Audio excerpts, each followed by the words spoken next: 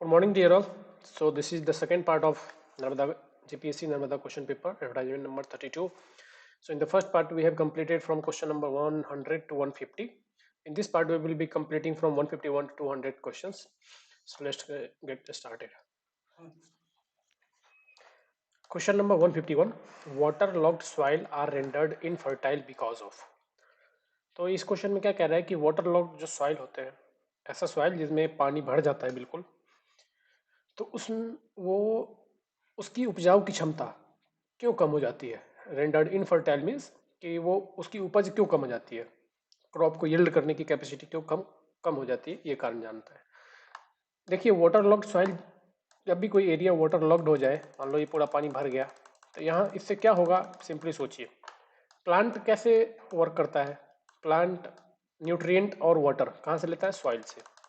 Nutrient कैसे लेता है कि जो सॉइल के अंदर जो बैक्टीरियाज हैं वो इस सॉइल से न्यूट्रिएंट एब्जॉर्ब करते हैं और अपना फूड लेते हैं, और वहाँ से कंज्यूमेबल नाइट्रोजन को देते हैं, किसको, प्लांट्स को। तो ये बैक्टीरिया जब तक नहीं होंगे, प्लांट्स अकेले कुछ नहीं कर सकता। प्लांट अकेले सिर्फ पानी तो ले सकता है, बट न्यूट्रिएंट उसको नहीं मिलेगा। न्यूट्रिएंट उसको कहाँ से मिलता है, ड्यू टू द बैक्टीरिया, क्योंकि जो कंज्यूमेबल नाइट्रोजन है वो सिर्फ और सिर्फ बैक्टीरिया बना सकता है, प्लांट अपने आप एब्जॉर्ब नहीं कर सकता, तो बैक्टीरिया का रहना जरूरी है। जब वाटर लॉगिंग होगा तो ये पूरा पानी भर जाएगा, तो पानी भर गया मतलब ऑक्सीजन की कमी हो गई, एयर उसमें से एक्सपल आउट हो गया, बाहर आ गया। उस कंडीशन में हमारा जो बैक्टीरिया है सॉइल के अंदर वो डेड हो जाएंगे, और उसकी वजह से प्लांट भी धीरे धीरे विल्टिंग होने लगेगा। तो इसलिए ओवर इरिगेशन या एक्सटेंसिव इरिगेशन भी नुकसानदेह होता है। जितनी मात्रा में पानी होनी चाहिए उतनी ही मात्रा में पानी को हमें सप्लाई करना चाहिए। तो पहला क्या है, लैक ऑफ एरिएशन, मतलब एयर की लैकिंग हो जाएगी अंदर, मतलब एयर जो भी पहले था, एयर प्रेजेंट था, वो अब नहीं रहेगा। Reduce soil temperature, soil temperature भी रिड्यूस हो जाएगा। क्यों, क्योंकि वाटर की टेम्परेचर कम होती है, वाटर की इंथैल्पी ज़्यादा होती है, वाटर की लेटेंट हीट ज़्यादा होती है, इसलिए सॉइल को परमानेंटली वो टेम्परेचर उसका रिड्यूस कर देगा। और तीसरा होता है इसका इफेक्ट वाटर लॉगिंग का, कि पीएच को अल्टर करता है, पीएच वैल्यू को अल्टर करता है। डिपेंड करता है कि जो वाटर है वो एसिडिक है या अल्कलाइन है, तो उस पर डिपेंड करता है कि वो सॉइल कैसा हो जाएगा। But pH will be also get altered due to the water logging in the area. Wheat growth होता है, but this is not considered due to the reason of infertility. ठीक है, इनफर्टिलिटी का रीजन वीट ग्रोथ नहीं माना जाता है। Wheat growth होता है डेफिनेटली, बट इनफर्टिलिटी का कारण नहीं माना जाता है इसको। इनहेंस सॉइल इरोजन ये नहीं आएगा। ठीक है, तो ये पहले दो ऑप्शन करेक्ट है। और तीसरा कारण होता है पीएच की अल्टरेशन की वजह से इनफर्टिलिटी को ग्रो करता है ये। चलिए next is Garret diagram use in the design of irrigation channel contents. तो सबसे पहले समझते हैं कि इरिगेशन जो चैनल होता है, कोई भी इरिगेशन कैनाल हम डिजाइन करते हैं, तो उसके लिए हमारे पास दो हैं मेथड। पहला है कनेडी मेथड और दूसरा है लेसीज मेथड। इन दोनों ने कैनल के डिजाइन के लिए मेथड अपना प्रपोज किया कि किस तरह से हमें डिजाइन करना है कैनल को, ताकि नो सिल्टिंग नो स्कोरिंग हो और कैनल हमारा इफिशिएंटली एक जगह से दूसरी जगह पर वाटर को कैरी कर सके। कनेडी थ्योरम में क्या समस्या थी, कनेडी ने क्या किया, अपना एक रीजन अडॉप्ट किया और उन्होंने देखा कि इस रीजन में कोई भी सिल्टिंग और स्कोरिंग नहीं हो रहा है। उसके बेस पर उन्होंने एक वेलोसिटी डिफाइन की कि अगर वाटर को इस वेलोसिटी से फ्लो किया जाए तो स्कोरिंग नहीं होगी, और जो वाटर जो सिल्ट पहले से आ रहा है हमारे कैनाल में वो सस्पेंशन में रहेगा, मतलब वो और सिल्टिंग नहीं कर पाएगा। उसके लिए एक डेफिनेट वेलोसिटी की जरूरत है, जिससे क्रिटिकल वेलोसिटी उन्होंने नाम दिया। तो क्या किया उन्होंने, उन्होंने कहा कि अब जब कैनल डिजाइन करो तो इस तरह से डिजाइन करो कि वाटर की वेलोसिटी क्रिटिकल वेलोसिटी के पास रहे, ताकि कोई सिल्टिंग जो है, ऑलरेडी जो सिल्टेड है उसमें सिल्ट चार्ज है, सिल्ट ग्रेड है, वो उसी ग्रेड में रहे या उसी चार्ज में रहे और बढ़े नहीं सिल्टिंग, और स्कोरिंग ना हो। तो उसके लिए उन्होंने क्या किया कि कहा कि अब मैनिंग्स फार्मूला या फिर कुटर्स फार्मूला को यूज करके आप एक्चुअल वेलोसिटी निकालो, और ट्रायल एंड एरर करके आप इस तरह से आप शेप को और साइज को डिजाइन करो कैनल का कि velocity will be equal to critical velocity given by the Kennedy's theorem.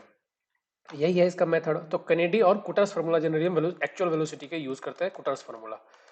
But इसमें समस्या क्या है कि ये बहुत लंबा कैलकुलेशन होता है, क्योंकि ये ट्रायल एंड एरर मेथड है। कुटर्स फार्मूला से हम एक्चुअल पहले साइज डिटरमाइन, एक ट्रायल साइज लेंगे, फिर उसका एक्चुअल वेलोसिटी फाइंड करेंगे, फिर देखेंगे कि एक क्रिटिकल वेलोसिटी से कितना कम है, फिर साइज बढ़ाएंगे, फिर चेंज करेंगे।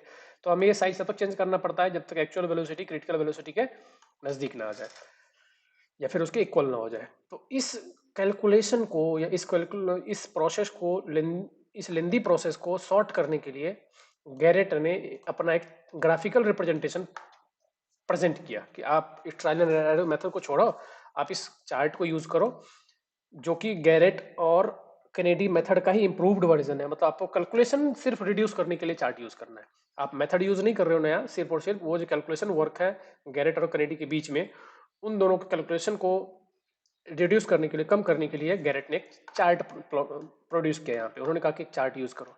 इसमें क्या होता है, एक्स एक्सिस पे हमें डिस्चार्ज देखने को मिलता है, डिस्चार्ज की वैल्यू आपको यहाँ पे देखने को मिलेगी बढ़ते क्रम में, और वाई एक्सिस को हमेशा इसमें दो भागों में डिवाइड किया है। इसे कहते हैं प्राइमरी वाई एक्सिस और इसे कहते हैं सेकेंडरी वाई एक्सिस। ठीक है, लेफ्ट साइड में प्राइमरी और राइट साइड में सेकेंडरी। तो एक्स एक्सिस पे सिर्फ डिस्चार्ज देखने को मिलता है, और वाई एक्सिस पे हमें दो चीज देखने को मिलता है। प्राइमरी एक्सिस एक्सिस पे हमें क्या देखने को मिलता है, slope, slope of the channel, channel की स्लोप क्या रखनी है वो। और सेकेंडरी एक्सिस पे वाई डेप्थ भी देखने को मिलता है और क्रिटिकल वेलोसिटी भी देखने को मिलता है। और फिर हमें ऐसा चार्ट देखने को मिलता है इसमें ऐसा। तो हमें ये बेसिकली चार चीज़ें को कंबाइंड करके हमें चार्ट देखना पड़ता है, फिर हमें मिलता है। तो फॉर ए गिवन डिस्चार्ज, इसमें गिवन क्या क्या होता है, हमें डिस्चार्ज पता होता है कि कितना डिस्चार्ज हमें पास करवाना है, और उसके आधार पर हमें स्लो फाइंड करना है और डेप्थ फाइंड करना है। क्रिटिकल वेलोसिटी हमें पता होता है, तो वाई नॉट हमें पता है, डिस्चार्ज हमें पता है। ये दो अननोन है, मतलब ये दो नोन वैल्यू है, और ये डेप्थ और स्लोप हमारे लिए अननोन वैल्यू है। तो इन दो नोन वैल्यू को यूज करके हम दो ये अननोन वैल्यू को फाइंड करते हैं इस चार्ट से। ठीक है, तो यही इसका गैरेट डायग्राम का, कि गैरेट डायग्राम में क्या कहाँ पे सिचुएटेड होता है उसकी एक्सप्लेनेशन है ये। ठीक है, चलिए आगे चलते हैं। Next is Kennedy found the upper बारी डोआब कैनाल। तो कनेडी हम जानते हैं कि पीडब्ल्यूडी पंजाब में एग्जीक्यूटिव इंजीनियर थे, और उन्होंने 1895 में क्या ऑब्जर्व किया कि एक कैनाल है जिसमें कोई सिल्टिंग नहीं हो रही थी और कोई स्कोरिंग नहीं हो रही थी, और नेचुरल एक चैनल था। और चैनल का जो नाम है ये आपको बहुत इंपॉर्टेंटली याद रखना है, क्योंकि कई बार एग्जाम में आया हुआ है कि वो कैनाल कौन सा था। तो अपर बारी डोआब कैनाल, डोआब किसको बोलते हैं, दो रिवर के बीच के लैंड एरिया को दोआब कहते हैं। दोआब जिसे हम कहते हैं, ये पहले बहुत पॉपुलर था इंडस वैली सिविलाइजेशन के टाइम पे। उस समय लोग दोआब में बसना ज़्यादा प्रेफर करते थे, क्योंकि दो तरफ अगर रिवर है तो पानी के लिए भी कोई दिक्कत नहीं है, और काफ़ी एरिया फर्टाइल होता है। तो अपर बारी डोआब कैनाल, आप नाम भी याद रखिए। तो एग्जीक्यूटिव इंजीनियर थे कनेडी, यूपी पंजाब, पंजाब के इरिगेशन डिपार्टमेंट में, पीडब्ल्यूडी डिपार्टमेंट में। और 1895 में उन्होंने अपना थ्योरम प्रपोज किया। उन्होंने देखा कि दो सेक्शन के बीच में जो चैनल में कोई स्कोरिंग और सिल्टिंग नहीं हो रहा था, उसको उन्होंने एनालाइज किया, और उसको एनालाइज करके उन्होंने एक थ्योरम दिया, मतलब एक फार्मूला दिया। उन्होंने क्या फार्मूला दिया, क्रिटिकल वेलोसिटी का, जो हमने अभी डिस्कस किया पिछले क्वेश्चन में, v is equal to 55m into y raise to power 0.64। ये उनका एक्चुअल फार्मूला नहीं था, उन्होंने एक्चुअल फार्मूला दिया था v not is equal to c1 y c2। But इसमें c1 और c2 की वैल्यू अननोन थी, ताकि वो सभी के लिए एप्लीकेबल बना सको। c1 c2 और ये m बाद में इंट्रोड्यूस किया गया इस फार्मूले में, ताकि ये सभी चैनल के लिए एप्लीकेबल हो, क्योंकि उन्होंने जो ड्राइव किया था इक्वेशन वो सिर्फ अपर बारी डोआब कैनाल के लिए एप्लीकेबल था। इस इक्वेशन को सभी कैनाल के लिए एप्लीकेबल बनाने के लिए इस इक्वेशन को मॉडिफाई करके ये बनाया गया। 0.55 m की वैल्यू डिपेंड करता है कि हम कौन से रीजन में हम डिजाइन कर रहे हैं, साउदर्न रीजन में, इंडिया के नॉर्दर्न रीजन में, सेंट्रल रीजन में, उस पर डिपेंड करता है इस m की वैल्यू। और y is the depth raise to power 0.64। ठीक है, तो ये था हमारा कनेडी का पूरा कच्चा चिट्ठा शॉर्ट में। अब चलते हैं क्वेश्चन पे। Kennedy was found the upper बारी डोआब कैनाल। उन्होंने क्या ऑब्जर्व किया था, उसमें क्या था, no silting and no scouring. उन्होंने यही ऑब्जर्व किया था कि उस क्षेत्र में कोई भी स्कोरिंग और सिल्टिंग नहीं हो रहा था, इसलिए उन्होंने उस रीच को पकड़ा और उस पर एनालिसिस अपनी शुरू की, जिससे उन्होंने इंपीरिकल रिलेशंस फाइंड किए, जिसे हम जो हम फार्मूला हमने देखा अभी, ये इंपीरिकल फार्मूला है। क्यों, क्योंकि ये प्रैक्टिकल को पहले देखते हुए फिर वहां से हमने फार्मूला डिराइव किया, उसको बोलते हैं इंपीरिकल फार्मूला। चलिए, तो ये हो गया हमारा no silting no scouring. Next is super passage is a hydraulic structure. देखिए, इसमें चार स्ट्रक्चर्स आपको अच्छी तरह से याद रखना है, एग्जाम में बहुत बार आता है और बहुत ही सिंपल क्वेश्चन है। मैं आपको चारों के बारे में एक्सप्लेन करता हूँ। पहला होता है एक्वाडक्ट। एक्वाडक्ट क्या होता है, देखिए, और ये दोनों किस में आते हैं, क्रॉस ड्रेनेज वर्क में। क्रॉस ड्रेनेज वर्क मीन्स कोई कैनाल हमने डिजाइन किया कि इसको यहाँ से पास होना है, बट हमने ये देखा कि यहाँ से रिवर भी आ रहा है, इस साइड से ऐसे रिवर जा रहा है, रिवर, और यहाँ पे हमने कैनल डिजाइन किया, तो कैनल को यहाँ पे रिवर को क्रॉस करना पड़ेगा। अब ये रिवर या तो ऊपर से, कैनल या तो रिवर के ऊपर से जाएगा, क्योंकि रिवर तो ऑलरेडी पहले से प्रेजेंट है, हमें जो चेंज करना है या फिर जो डिटरमाइन करना है वो सिर्फ कैनल के लिए। तो कैनल को हमें ऊपर से लेके जाना है रिवर के, या फिर नीचे से लेके जाना है रिवर के, ये बात डिपेंड करता है किस पे, कि कैनल की वहां पे आरएल हमने क्या फिक्स की है। क्योंकि अगर हम कैनल के लेवल को ऊपर से ले जाने के लिए अगर आरएल को बढ़ाएंगे तो पानी वहां पे पास नहीं होगा। क्यों? क्योंकि canal already due to gravity पानी फ्लो हो रहा है। अगर मान लो हमें पता चला कि कैनल की जो एक्चुअल स्लोप थी वो ये, और यहाँ पे यहाँ तक मान लो हाइट है हमारा रिवर का, तो हम इसको ऐसे अगर ले जाएंगे कैनल को तो यहाँ पे पानी यहाँ पे ऊपर लिफ्ट नहीं हो पाएगा, क्योंकि ये ग्रेविटी के द्वारा फ्लो हो रहा है कैनल का वाटर। तो ये चीज हमें एट द साइट देखनी पड़ती है कि क्या कंडीशन है, हमारे आरएल का स्लोप क्या है, मतलब आरएल ऑफ कैनल क्या है और आरएल ऑफ रिवर क्या है। इसी के बेस पे चार टाइप्स है यहाँ पे कि कौन ऊपर रहेगा और कौन नीचे। दैट मीन्स कैनल ऊपर से पास करेगा या नीचे से पास करेगा। तो पहला होता है एक्वाडक्ट। मीन्स एक्वाडक्ट में क्या होगा, कैनल कैनल हमेशा ऊपर रहेगा और नीचे रिवर रहेगा, रिवर या फिर ड्रेन। ठीक है। कैनल में क्या होगा, एक्वाडक्ट में क्या होगा, कैनल ऊपर से पास करेगा, जैसे ब्रिज होता है ना, ब्रिज रोड के ऊपर से ब्रिज पास करता है, वैसे ही कैनल ऊपर से पास करेगा और रिवर नीचे से पास करेगा। दूसरा टाइप होता है इसी का siphon aqueduct. Siphon aqueduct, siphon aqueduct में क्या होगा, कंडीशन यही रहेगा कि कैनल हमारा ऊपर ही रहेगा और रिवर हमारा नीचे ही रहेगा। बट इस केस में क्या होगा, जो रिवर का HFL है, जो इसका हाईएस्ट फ्लड लेवल का लेवल है, मतलब इसकी पानी यहां तक आ सकता है, उसका लेवल कैनल के बेड लेवल से अगर ऊपर हो जाए, कैसे मैं आपको एक्सप्लेन करके दिखाता हूँ डायग्राम के रूप में। मान लेते हैं कि जो ड्रेन है, मैं आपको दोनों कंडीशन डायग्राम से बता देता हूँ। मान लेते हैं जो यहाँ से रिवर पास हो रहा है, इसका HFL का RL, HFL का RL 200 मीटर है। किसी बेंचमार्क से जो हमारा ड्रेन है, ड्रेन के लिए हम यूज करते हैं, रिवर के लिए यूज करते हैं हाईएस्ट फ्लड लेवल HFL, उसका 200 मीटर है। और हमारे कैनाल का बेड लेवल, कैनाल का जो ये बेड लेवल है, ठीक है, ये हमारा HFL ऑफ रिवर हो गया। और कैनाल का बेड लेवल मान लेते हैं 180 मीटर या 190 मीटर, ऐसा कुछ है, मतलब इसके RL HFL से कम है। तो कैनाल तो ऊपर से पास करेगा, कैनाल का FSL यहाँ पे होगा। कैनाल के लिए हम FSL यूज करते हैं, फुल सप्लाई लेवल, और ड्रेन या फिर रिवर के लिए हम HFL यूज करते हैं, हाईएस्ट फ्लड लेवल। तो इस केस में क्या होगा, कैनाल का जो टॉप लेवल है पानी का वो यहाँ पे है, बट रिवर का HFL क्या है, यहाँ पे है। तो अगर ये HFL इसके बेस से, मतलब इसके बेड से, कैनाल के बेड से ऊपर चला जाए, तो इस कंडीशन को कहते हैं साइफन एक्वाडक्ट। ठीक है, साइफन एक्वाडक्ट। क्यों? क्योंकि यहाँ पे जो पास करेगा वो काफी प्रेशर में पास करेगा, क्योंकि यहाँ पे पानी को यहाँ पे डिप्रेस होकर जाना पड़ेगा, ऐसे यहाँ पे पानी को यहाँ पे डिप्रेस होकर ऐसे पास करना पड़ेगा, क्योंकि ये लेवल तो पानी यहाँ पे पास हो नहीं सकता। इसलिए इसको नाम देते हैं हम कैनल साइफन। तो इस कंडीशन में हम कैनल की बेड को डिजाइन करेंगे अपलिफ्ट प्रेशर के लिए भी। ये जानना हमारे लिए जरूरी है कि यहाँ पे प्रेशर साइफोनिक एक्शन के थ्रू पास होगा, जैसे साइफन के थ्रू पास होता है वैसे। नॉर्मल लेवल में क्या होगा, जो हमने सिंपल एक्वाडक्ट पढ़ा उसमें क्या होगा कि जो रिवर का HFL है वो हमारे कैनाल के बेड से नीचे रहता है। तो अगर 180 हमारा कैनाल बेड का RL है, तो जो HFL ऑफ ड्रेन है वो 150 या 160 या फिर 170 मीटर ऐसे रहेगा। ठीक है, मतलब इससे कम ही रहेगा वैल्यू। तो ये नॉर्मल कंडीशन होता है एक्वाडक्ट का। अगर इससे ऊपर चला गया बेड लेवल से तो हम कहेंगे क्या, साइफन एक्वाडक्ट। अब मान लेते हैं कि दूसरा कंडीशन होता है सुपर पैसेज।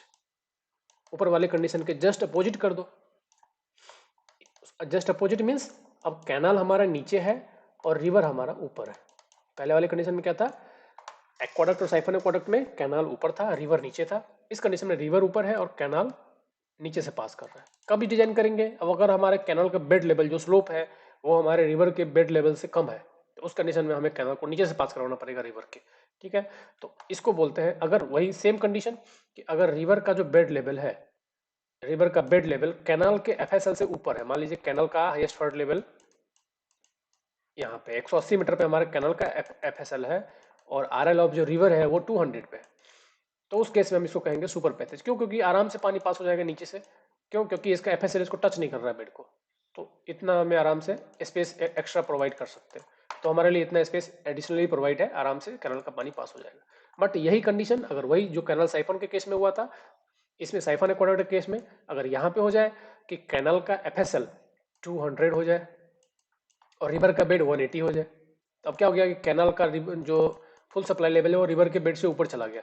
तो अब क्या होगा, कैनाल की पानी को यहाँ पे ऐसे ड्रेन करके जाना पड़ेगा, नीचे डिप्रेस होकर जाना पड़ेगा, तो इसको बोलते हैं कैनाल साइफन। तो इसको याद कर लीजिए आप, चार कंडीशन हुआ। पहला हुआ एक्वाडक्ट, दूसरा हुआ साइफन एक्वाडक्ट, तीसरा हुआ सुपर पैसेज, चौथा हुआ कैनाल साइफन। कंडीशन दोनों में सेम है। एक्वाडक्ट जहाँ पे नाम आता है उसमें कैनाल ऊपर है और ड्रेन नीचे है, दैट मीन रिवर नीचे है। सिंपल एक्वाडक्ट कब बोलेंगे? जब कैनाल ऊपर से पास कर रहा हो, कैनाल का बेड लेवल हायर हो, किससे? HFL ऑफ ड्रेन से, तो उसको बोलेंगे हम सीधा एक्वाडक्ट। अगर ड्रेन का HFL कैनाल के बेड लेवल से ऊपर हो तो उसे बोलेंगे हम siphon aqueduct. Similarly super passage में भी सेम टू सेम, बस इसमें जस्ट अपोजिट कर देना है कि अब रिवर ऊपर है और कैनाल नीचे है। कंडीशन, कंसेप्ट सब कुछ सेम रहेगा। चलिए आगे चलते हैं नेक्स्ट क्वेश्चन पे। देखिए अभी ये क्या पूछा है, सुपर पैसेज किसको बोलते हैं? तो नेचुरल स्ट्रीम जो है वो कैनाल के ऊपर से पास करता है, अभी हमने डिस्कस किया। नेचुरल स्ट्रीम बोलो, रिवर बोलो, नेचुरल ड्रेन बोलो, सब एक ही बात है। चलिए आगे चलते हैं। In a canal system, canal cistern element is designed on. Cistern क्या होता है कैनाल में? देखिए मान लेते हैं कैनाल में हम फॉल बनाते हैं। फॉल क्यों बनाते हैं? कि कहीं पे अगर मान लो वाटर का एलिवेशन, सॉइल का एलिवेशन या ग्राउंड का एलिवेशन बहुत ज़्यादा डिफरेंस हो रहा है, कि भाई यहाँ तक तो ये लेवल था और अचानक से यहाँ पे एलिवेशन बहुत घट रहा है। मान लीजिए हमारा जो सॉइल का फीचर है वो कुछ इस टाइप से, भाई यहाँ पे गड्ढा आ रहा है, तो अब क्या करेंगे? यहाँ से कैनाल बह रहा है तो यहाँ पे इसको पानी यहाँ से ड्रॉप करना पड़ेगा, तो ड्रॉप करेगा तो यहाँ पे काफ़ी इम्पेक्ट होगा, तो नीचे यहाँ पे बेड इरोड हो सकता है। तो इसके लिए हम कैनाल को फॉल बनाते हैं, यहाँ पे कैनाल फॉल बोलते हैं इसको। पानी यहाँ से आया, तब यहाँ पे ड्रॉप की वजह से इम्पैक्ट ना हो तो हम क्या करते हैं? यहाँ पे सिस्टर्न बनाते हैं। इस तरह से सिस्टर्न मीन्स कुछ नहीं, कुशन का काम करता है। अगर हमने इस तरह से गड्ढा करके यहाँ पे एक स्पेस छोड़ दिया और ये हमारा डाउन स्ट्रीम है, तो क्या होगा? इसमें इतना पानी हमेशा ही भरा रहेगा, जो डाउन स्ट्रीम का लेवल है इतना पानी हमेशा ही भरा रहेगा, ऑलवेज भरा रहेगा। तो वाटर जब भी फॉल करेगा तो ये इस वाटर पे टकराएगा, तो इसकी काइनेटिक एनर्जी खत्म हो जाएगी। काइनेटिक एनर्जी मीन्स जो इसकी वेलोसिटी की वजह से इसमें एनर्जी है वो डिप खत्म हो जाएगा और फिर यहाँ से इजीली चला जाएगा। तो इसके से दो फायदे होंगे, एक तो इसकी एनर्जी भी खत्म हो गई, अब ये स्लोली स्लोली पास करेगा। दूसरी चीज कि यहाँ पे कोई बेड का स्कोरिंग भी नहीं हुआ, मतलब कोई बेड में इरोजन नहीं हुआ, कोई डैमेज नहीं हुआ। तो यही काम होता है, इसे बोलते हैं सिस्टर्न। तो ये डिप्रेस्ड पोर्शन जो होता है जिसको हम कुशन की तरह यूज करते हैं फॉलिंग वाटर के लिए, उसको बोलते हैं cistern. Down stream of fall, ये फॉल के डाउन स्ट्रीम साइड में होता है, to dissipate kinetic energy and prevent the damage to the bed and side due to the desirable scour. ठीक है, अनडिजायरेबल स्कोर से बचने के लिए और काइनेटिक एनर्जी को रिमूव करने के लिए हम यूज करते हैं। आगे चलते हैं next question. Which of the following is are use to reduce the silt entry. देखिए सिल्ट एंट्री को रिड्यूस करने के लिए दो मैकेनिज्म होते हैं हमारे कैनाल के अंदर। अब कैनाल में जब पानी जाएगा मेन रिवर से, तो वहां पे हमें दो बातों का ध्यान रखना है कि रिवर से सिल्ट नहीं जाना चाहिए हमारे कैनाल में, और अगर चला गया है तो उसको बाहर करना है, क्योंकि सिल्टिंग होगी तो वो स्कोरिंग भी जनरेट करेगा। सिल्ट ही तो टकराएगा हमारे बेड से या फिर बैंक से, साइड से, वो उसको और इरोड करेगा, और जो पहले सिल्ट 10 kg के अमाउंट में था वो 20, 30, फिर 30 करेगा तो 50, 60 इस तरह से बढ़ता जाएगा। इसलिए हमें चाहते हैं कि सिल्ट कितना जितना कम से कम एंट्री हो, पहली बात की एंट्री ही कम से कम हो, और अगर एंटर कर भी गया है तो उसको फिर हम कैसे रिड्यूस करें। तो इसके लिए हम दो डिवाइस यूज करते हैं, एक होता है सिल्ट इजेक्टर और एक होता है सिल्ट एक्सक्लूडर। सिल्ट एक्सक्लूडर और एक होता है सिल्ट इजेक्टर। ये दोनों डिवाइस यूज होते हैं। एक्सक्लूडर क्या होता है? एक्सक्लूडर कि रिवर बेड पे मान लीजिए हमारा ये रिवर है और यहाँ से ऑफ टेकिंग कैनाल जा रहा है, मतलब ये रिवर है, सीधा ऐसे जा रहा है रिवर, और यहाँ से हम कैनाल बनाना चाहते हैं। तो जहाँ से हम कैनाल बनाते हैं यहाँ पे हम हेड रेगुलेटर लगाते हैं, हेड रेगुलेटर, और यहाँ पे हम क्रॉस रेगुलेटर लगाते हैं। ठीक, तो सिल्ट एक्सक्लूडर को कहाँ लगाते हैं? पहले रिवर में, रिवर के बेड पे यहीं पे लगाते हैं, just up stream of the head regulator. तो ये क्या करता है, यहाँ से जो वाटर इसमें जाएगा यहीं पे सिल्ट को रिमूव कर देगा, मतलब इसको यहीं पे रोक लेगा, इसको कैनाल में एंट्री नहीं होने देगा। ठीक है, तो एक्सक्लूडर का काम ये है कि ये अब इसकी लोकेशन पूछते हैं कहाँ पे लगाते हैं, तो up stream of the head regulator, head regulator के अप स्ट्रीम में, और बेड किसके बेड पे? रिवर के बेड पे। तो सिल्ट एक्सक्लूडर का काम क्या है? सिल्ट को पहले एक्सक्लूड करना before the entry in the off taking canal. दूसरा कि इसको लगाते हैं अप स्ट्रीम साइड किसके? हेड रेगुलेटर के, और रिवर बेड पे लगाते हैं। सिल्ट इजेक्टर क्या होता है? सिल्ट इजेक्टर होता है कि अगर ये मान लो एंट्री कर गया तो सिल्ट इजेक्टर को हम कैनाल के अंदर लगाते हैं, डाउन स्ट्रीम साइड में, किसके? हेड रेगुलेटर के। इसको यहाँ पे लगाएंगे। ये क्या करेगा? जो एंट्री हो गया ऑलरेडी, मान लो इसमें फिर भी आ रहा है कुछ भी सिल्ट, तो ये उसको इजेक्ट करता है, इसलिए इसका नाम है सिल्ट इजेक्टर। दोनों में क्या फर्क है, एक अपस्ट्रीम साइड में हेड रेगुलेटर के रिवर के बेड पे, दूसरा डाउनस्ट्रीम साइड में हेड रेगुलेटर के, बट ये कैनल में होता है और ये कैनल बेड पे होता है और ये रिवर बेड पे होता है। तो ये जो टाइप्स आपको दिख रहे हैं यहाँ पे, kings vane, Gibbs groyne wall, cantilever skimming platform, ये सब किसके टाइप है, सिल्ट इजेक्टर के टाइप है। ठीक है, अभी क्वेश्चन में क्या पूछा, which of the following is to reduce the silt entry into the off taking canal. तो ये सिल्ट इजेक्टर के टाइप्स हो गए तीन। ठीक है, तीनों ही टाइप्स है उसके। चौथा क्या है, स्केप है, स्लूस स्केप, कैनाल स्केप जिसे कहते हैं। स्केप मीन्स क्या होता है कि कभी अगर सरप्लस वाटर हमारे कैनाल में आ गया, चाहे बारिश की वजह से, चाहे कैनाल को बंद कर दिया हमने कहीं पे, उसकी वजह से सरप्लस वाटर अगर आ गया तो वो सराउंडिंग एरिया में फैल जाएगा। तो उससे बचने के लिए हम क्या करते हैं, साइड से हम दूसरा एक कैनाल बनाते हैं, ये इसका वाटर ले लेगा और इसमें फ्लडिंग की समस्या नहीं होने देगा, इसको बोलते हैं कैनाल स्केप। तो ये इसका टाइप है स्लूस स्केप, इसलिए ये स्केप हो गया और ये तीनों क्या हो गए, सिल्ट इजेक्टर के टाइप्स हो गए। ठीक है, तो ये तीनों काम में आता है। चलिए आगे बढ़ते हैं। विच of the following is probably the most widely used river training work. River training work कब जरूरत पड़ती है, जब रिवर को हमें कंट्रोल करना पड़ता है किसी भी कारण के लिए। अगर डेप्थ कम है तो डेप्थ बढ़ाने के लिए, डेप्थ ज़्यादा है तो उसको कंट्रोल करने के लिए, फ्लडिंग हो रहा है तो उसको कंट्रोल करने के लिए हम रिवर को ट्रेन करते हैं ताकि हमारे फायदे में रहे, उसको बोलते हैं हम रिवर ट्रेनिंग वर्क। तो कह रहा है कि अब देखिए इस केस में, देखिए आपको मैं सभी का मीनिंग समझाता हूँ। रिवर ट्रेनिंग वर्क के कई सारे मेथड है। पहला है मार्जिनल बैंक। मार्जिनल मतलब किस किस तरीके से करते हैं, मार्जिनल बैंक, जिसे हम लेवीज भी कहते हैं, लेवीज भी कहते हैं। ठीक है, तो पहला तरीका तो ये है रिवर ट्रेनिंग का। दूसरा तरीका क्या है, गाइड बैंक, गाइड बैंक। तीसरा तरीका क्या है, ग्रोएंस, ग्रोएनेस, और जिसे हम स्पर्स भी कहते हैं। तो आप ये भी याद रखिए, ग्रोएंस और स्पर्स सेम ही होते हैं, और मार्जिनल बैंक और लेवीज सेम होते हैं। मार्जिनल बैंक या लेवीज, गाइड बैंक एंड ग्रोएंस या स्पर्स, ये तीनों ही यूज किए जाते हैं रिवर को ट्रेन करने के लिए। अब कह रहे हैं कि इनमें से कौन सा मोस्ट वाइडली यूज होता है, तो स्पर्स यूज होता है। स्पर्स को क्या कहते हैं, ग्रोनेस भी कहते हैं। ठीक है, चेक डैम पता है, एक डैम, छोटा सा डैम होता है, बीच बीच में लगाते हैं वाटर को रोकने के लिए। एक्वाडक्ट हमने अभी डिस्कस किया। एप्रन क्या होता है, लॉन्चिंग एप्रन, ये होता है बेड को प्रोटेक्ट करने के लिए। तो correct answer is Spurs. Next चलते हैं, कोफिशिएंट ऑफ रगोसिटी। कोफिशिएंट ऑफ रगोसिटी क्या होता है, हमने अभी डिस्कस किया। कैनल डिजाइन के लिए लेसीज और कैनेडी ने अपना अपना थियरम दिया कि कैनल को कैसे डिजाइन किया जाए ताकि कोई सिल्टिंग, कोई स्कोरिंग ना हो और हमारा कैनल सेफली चलता रहे। तो लेसीज ने क्या किया था, सिर्फ और सिर्फ मटेरियल मतलब बैंक और बेड को ही कंसिडर किया था। बट लेसीज ने क्या किया, जो उन्होंने कोफिशिएंट रगोसिटी मींस क्या होता है, रफनेस का कोफिशिएंट, रफनेस का, रफनेस मींस अगर ये हमारा कैनाल है तो इसका जो रफनेस, दैट मीन्स जो वाटर के अंदर सिल्ट है वो, और इसके जो ये बैंक है या फिर बेड है, इसके बीच में जो रफनेस होगा, इसके बीच में जो फ्रिक्शन होगा, वो किन किन बातों पर डिपेंड करता है। तो उन्होंने कहा कि ये ग्रेड और density of the boundary material पर डिपेंड करता है कि जो बाउंड्री जिस मटेरियल से भी बना हुआ है वो किस ग्रेड का है।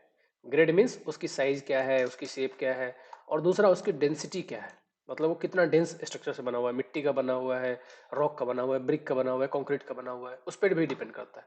तो ये रफनेस कोफिशिएंट है, ये दो चीज़ों पर डिपेंड करता है, ग्रेड और density of the boundary material पे। उन्होंने इसके लिए फार्मूला भी दिया था कि रफनेस कोफिशिएंट, रगोसिटी कोफिशिएंट या roughness coefficient is equal to 0.0225। और उन्होंने कहा था कि एन जो होता है वो डायरेक्टली प्रोपोर्शनल होता है सिल्ट फैक्टर के, और सिल्ट फैक्टर हम जानते हैं 1.76 into under root d m m. Silt factor dia of the particle से मिलता है हमें सिल्ट फैक्टर, और ये एर्गोसिटी कोफिशिएंट सिल्ट फैक्टर के डायरेक्टली प्रोपोर्शनल होता है। और उन्होंने एक फिक्स वैल्यू यूज की थी किसके लिए, एर्गोसिटी कोफिशिएंट के लिए, 0.0225। ठीक है, और उन्होंने एक और चीज कही थी जो भी आप याद रखिए, क्वेश्चन में आता है कभी यार, कि एर्गोसिटी कोफिशिएंट जो होता है वो हमेशा कांस्टेंट लेते हैं। मतलब ये जो इन्होंने जो लिया, लेसिस ने जो डिजाइन किया, उन्होंने कांस्टेंट वैल्यू ली। और उन्होंने ये भी कहा कि एर्गोसिटी कोफिशिएंट इंडिपेंडेंट किससे होता है, देखिए ये तो डिपेंडेंट की बात हो गई, ग्रेड और डेंसिटी। और उन्होंने कहा कि इंडिपेंडेंट किससे होता है, चैनल की डायमेंशन से इंडिपेंडेंट होता है। ठीक है, that means dependent upon grade and density of boundary material, and independent of, independent किससे होगा, चैनल की डायमेंशन से। मतलब ये कितना बड़ा है, कितना इसका शेप कैसा है, साइज कितना है, उससे फर्क नहीं पड़ता। ओनली किससे फर्क पड़ता है कि उसकी बाउंड्री की मटेरियल की ग्रेड क्या है और डेंसिटी क्या है। ठीक है। तो independent of channel dimension and dependent on the greater density of the boundary material. Silt charge is defined as, दो बातें हैं, सिल्ट चार्ज और सिल्ट ग्रेड। सिल्ट चार्ज और सिल्ट ग्रेड। सिल्ट चार्ज किसको बोलते हैं, कितना अमाउंट ऑफ सिल्ट है हमारे वाटर में, सिंपल सी भाषा में कि अमाउंट ऑफ सिल्ट कितना है पर unit volume of water. 1 metre की अगर वाटर हम बाहर निकाले सॉइल अपने कैनाल से, तो उसमें कितना अमाउंट ऑफ सिल्ट मिल रहा है, कितना केजी मिल रहा है, कितना केजी वेट के टर्म में है, कितना केजी हमें सिल्ट मिल रहा है, उसे बोलते हैं सिल्ट चार्ज। और सिल्ट ग्रेड क्या होता है कि जो सिल्ट अगर हम फाइंड कर रहे हैं सॉइल में वाटर में से, उसका ग्रेड कैसा है, ग्रेड मीन्स उसका शेप कैसा है और साइज क्या है। तो शेप और साइज को कंसीडर करते हैं सिल्ट ग्रेड में, और सिल्ट चार्ज मीन्स अमाउंट कितना है, चाहे किसी भी शेप या किसी भी साइज का है, टोटल वेट कितना है उसका per unit volume of water में, this is called silt charge. तो सिल्ट चार्ज और सिल्ट ग्रेड को याद रखिए। और सिल्ट चार्ज और सिल्ट ग्रेड कांस्टेंट होने का मतलब क्या हो गया कि कोई स्कोरिंग नहीं हो रहा है। स्कोरिंग नहीं हो रहा है मीन्स मतलब उसके सिल्ट के पार्टिकल साइज में चेंज नहीं हो रहा है, मतलब वो कहीं पे टकरा नहीं रहा है। साइज कम ज़्यादा कब होगा, जब साइड से टकराएगा तो उसमें फ्रिक्शन आएगा, फिर उसका साइज घटेगा, उसका शेप चेंज हो जाएगा। तो नो सिल्टिंग नो स्कोरिंग के लिए ये सिल्ट चार्ज और सिल्ट ग्रेज क्या होने चाहिए, कांस्टेंट होने चाहिए। सिल्ट चार्ज बढ़ेगा मतलब अमाउंट ऑफ सिल्ट बढ़ रहा है। आगे चलते हैं। Meander pattern of a river is developed by, देखिए मेंडियरिंग पैटर्न क्या होता है कि जब हमारा रिवर बाउल्डर स्टेज से निकल के और लास्ट पे जब डेल्टा स्टेज में पहुंचता है, तो डेल्टा स्टेज पहुंचने से पहले उसमें इतना ज़्यादा सिल्टिंग होने लगता है, इतना ज़्यादा सिल्टिंग होने लगता है कि वो अपना शेप स्ट्रेट मेंटेन नहीं कर पाता है, बल्कि वो ऐसे साइनोसाइडल वेव की तरह ट्रेवल करता है। क्यों, क्योंकि उसके अंदर बहुत सिल्टिंग हो गया। अब सिल्टिंग क्या करता है, उसकी बैंक को इरोड करता है, और उसकी मतलब एक तरफ से सिल्टिंग और एक तरफ से डिपोजिशन, यहाँ पे डिपोजिट करता जाएगा और यहाँ पे इरोड करता जाएगा, यहाँ पे इरोड करता जाएगा और यहाँ पे डिपोजिट करता जाएगा। इसी के लिए शेप बढ़ता जाता है, बढ़ता जाता है, इस तरह से साइनोसाइडल वेव बनता है, इसे कहते हैं मेंडियरिंग। मेंडरिंग इसको, ये किसके द्वारा होता है, इसे बोलते हैं डोमिनेंट डिस्चार्ज। कौन से डिस्चार्ज की वजह से होता है, डोमिनेंट डिस्चार्ज। इसमें मैक्सिमम डिस्चार्ज नहीं आएगा, एवरेज डिस्चार्ज नहीं आएगा। डोमिनेंट डिस्चार्ज जो होता है एवरेज डिस्चार्ज से ज्यादा होता है और मैक्सिमम डिस्चार्ज से कम होता है। कितना होता है, 1/2 से लेके 2/3 of Q max. Maximum discharge का हाफ से लेके 2/3 तक होता है डोमिनेंट डिस्चार्ज। ठीक है, ये बात याद रखिएगा। तो ये बहुत बार क्वेश्चन में आया हुआ है कि किसकी वजह से होता है मेंडरिंग पैटर्न, तो ये होता है डोमिनेंट डिस्चार्ज की वजह से, और जनरली एग्रेडिंग टाइप में। एग्रेडिंग मीन्स जब सिल्टिंग हो रहा होता है, क्योंकि ये मेंडरिंग पैटर्न ही बनता है सिल्ट की वजह से। नेक्स्ट चलते हैं, plays an important part in the completion of hydrologic cycle. Hydrologic cycle means जो हमारा इवेपोरेशन है, इवेपोरेशन से क्लाउड फॉर्मेशन से प्रेसिपिटेशन, फिर रन ऑफ, फिर ओशियन में ट्रेवल करता है वाटर, फिर अगेन सेम साइकिल। इसके लिए सबसे मेन दो फोर्स हैं जो काम करते हैं, एक तो सन का ग्रेविटी और दूसरा कोरियोलिस फोर्स। कोरियोलिस फोर्स और सन क्या करता है, अब कोरियोलिस फोर्स किसकी वजह से होता है, अर्थ की रोटेशन की वजह से। जो अर्थ रोटेट कर रहा है उसकी वजह से कोरियोलिस फोर्स होता है, और सन की ग्रेविटी की वजह से क्या होता है, विंड चलता है, क्योंकि वाटर में वेव्स बनते हैं और वेव्स क्या करता है, वो एयर को आगे पुश करता है। तो इसकी वजह से हमारा वाटर जो है वो इवेपोरेट होता है, फिर वो ऊपर की तरफ जाता है, फिर वो क्लाउड फॉर्म होता है, फिर प्रेसिपिटेशन होता है, फिर अगेन वो विंड की वजह से आगे बढ़ता है। तो ये साइकिल चलता रहता है। तो Coriolis force and sun is the major factor which contribute in the hydrologic cycle. Next is, ये तो डायरेक्ट क्वेश्चन है, total volume of water in the earth is estimated as, इतना है। और out of that, total water तो हमें पता है कि भाई टोटल वाटर सभी मिला के, फ्रेश वाटर या फिर जितने भी वाटर हैं सब मिला के इतना है। एंड ये टोटल वाटर में से 97.5% सॉल्ट वाटर है, मतलब ओशियन में, जो हम यूज डायरेक्टली नहीं कर सकते। और दूसरा 2.5% वाटर ही है सिर्फ फ्रेश वाटर। टोटल वाटर का सिर्फ 2.5% फ्रेश वाटर है, और इसका भी मेजर पोर्शन 95% के आसपास वो ग्लेशियर के फॉर्म में, पोल्स पे ग्लेशियर के फॉर्म में। वो हमारा 2.5 का भी 95% के आसपास ग्लेशियर के फॉर्म में है फ्रेश वाटर का।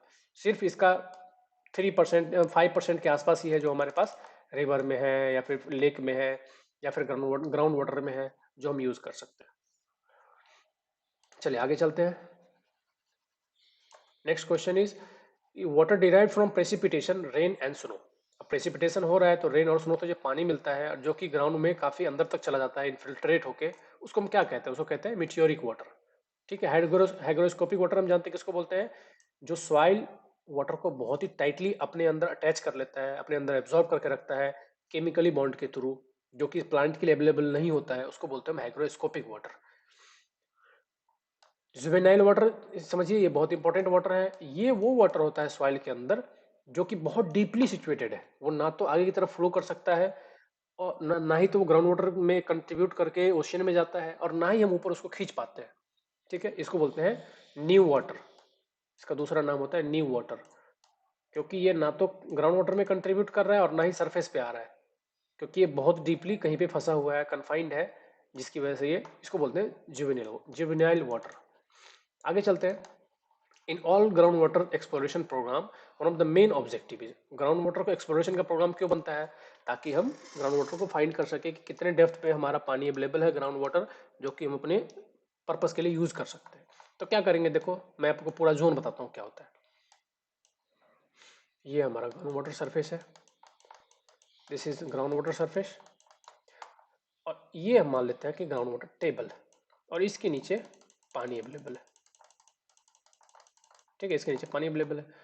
तो जहां पे ग्राउंड वाटर टेबल मिल रहा है, इस डेप्थ को बोलते हैं वेडोस जोन, VADOSE ZONE, ये वाला वेडोस जोन। तो from the ground surface to the water table, ground water table की डेप्थ को बोलते हैं वेडोस जोन, और इसके नीचे जितना भी डेप्थ जहां तक पानी, इसको बोलते हैं सैचुरेटेड जोन, सैचुरेटेड जोन। और ग्राउंड टेबल के थोड़ा ऊपर तक क्या होता है? कैपिलरी फ्रिंज होता है, कैपिलरिटी वाटर होते हैं, कि कैपिलरी के द्वारा जो पानी थोड़ा बहुत ऊपर लिफ्ट कर जाता है, उसको बोलते हैं कैपिलरी फ्रिंज। तो ग्राउंड वाटर टेबल से हमेशा कुछ डिस्टेंस ऊपर तक होता है कैपिलरी जोन। ठीक है, तो हम क्या तलाश करते हैं जब हम मान लो एक्सप्लोर कर रहे हैं, तो हमें क्या चाहिए? एक ग्राउंड वाटर टेबल, कि कितने डेप्थ पे ग्राउंड वाटर टेबल है, क्योंकि हमारा ट्यूबवेल इसके नीचे ही हमें प्लेस करना है। जब तक इस ट्यूबवेल इसके इस लेवल के नीचे नहीं आएगा, हमें सफिशिएंट वाटर नहीं मिलता रहेगा। तो we are searching this ground water table, और इसी का दूसरा नाम है phreatic water zone, phreatic water zone. चलिए आगे चलते हैं। Rocks like basalt, granite without fissures are example of. देखिए, रॉक्स कई प्रकार के हैं, सेडिमेंट्री, मेटामॉर्फिक और इग्नियस। इसमें से जो बेसाल्ट और ग्रेनाइट है, ये कौन से रॉक है? इग्नियस रॉक है। तो कहता है कि अब मैं ये डिफरेंट डिफरेंट टाइप्स के एक्यूफर होते हैं। एक्यूफर मीन्स जिसमें पानी है या होने की संभावना है। ठीक है, उसको बोलते हैं एक्यूफर। एक्यूफर क्या होता है? सफिशियंट। अब एक्यूफर जब भी आए तो इसमें दो टर्म होता है, याद रखिएगा।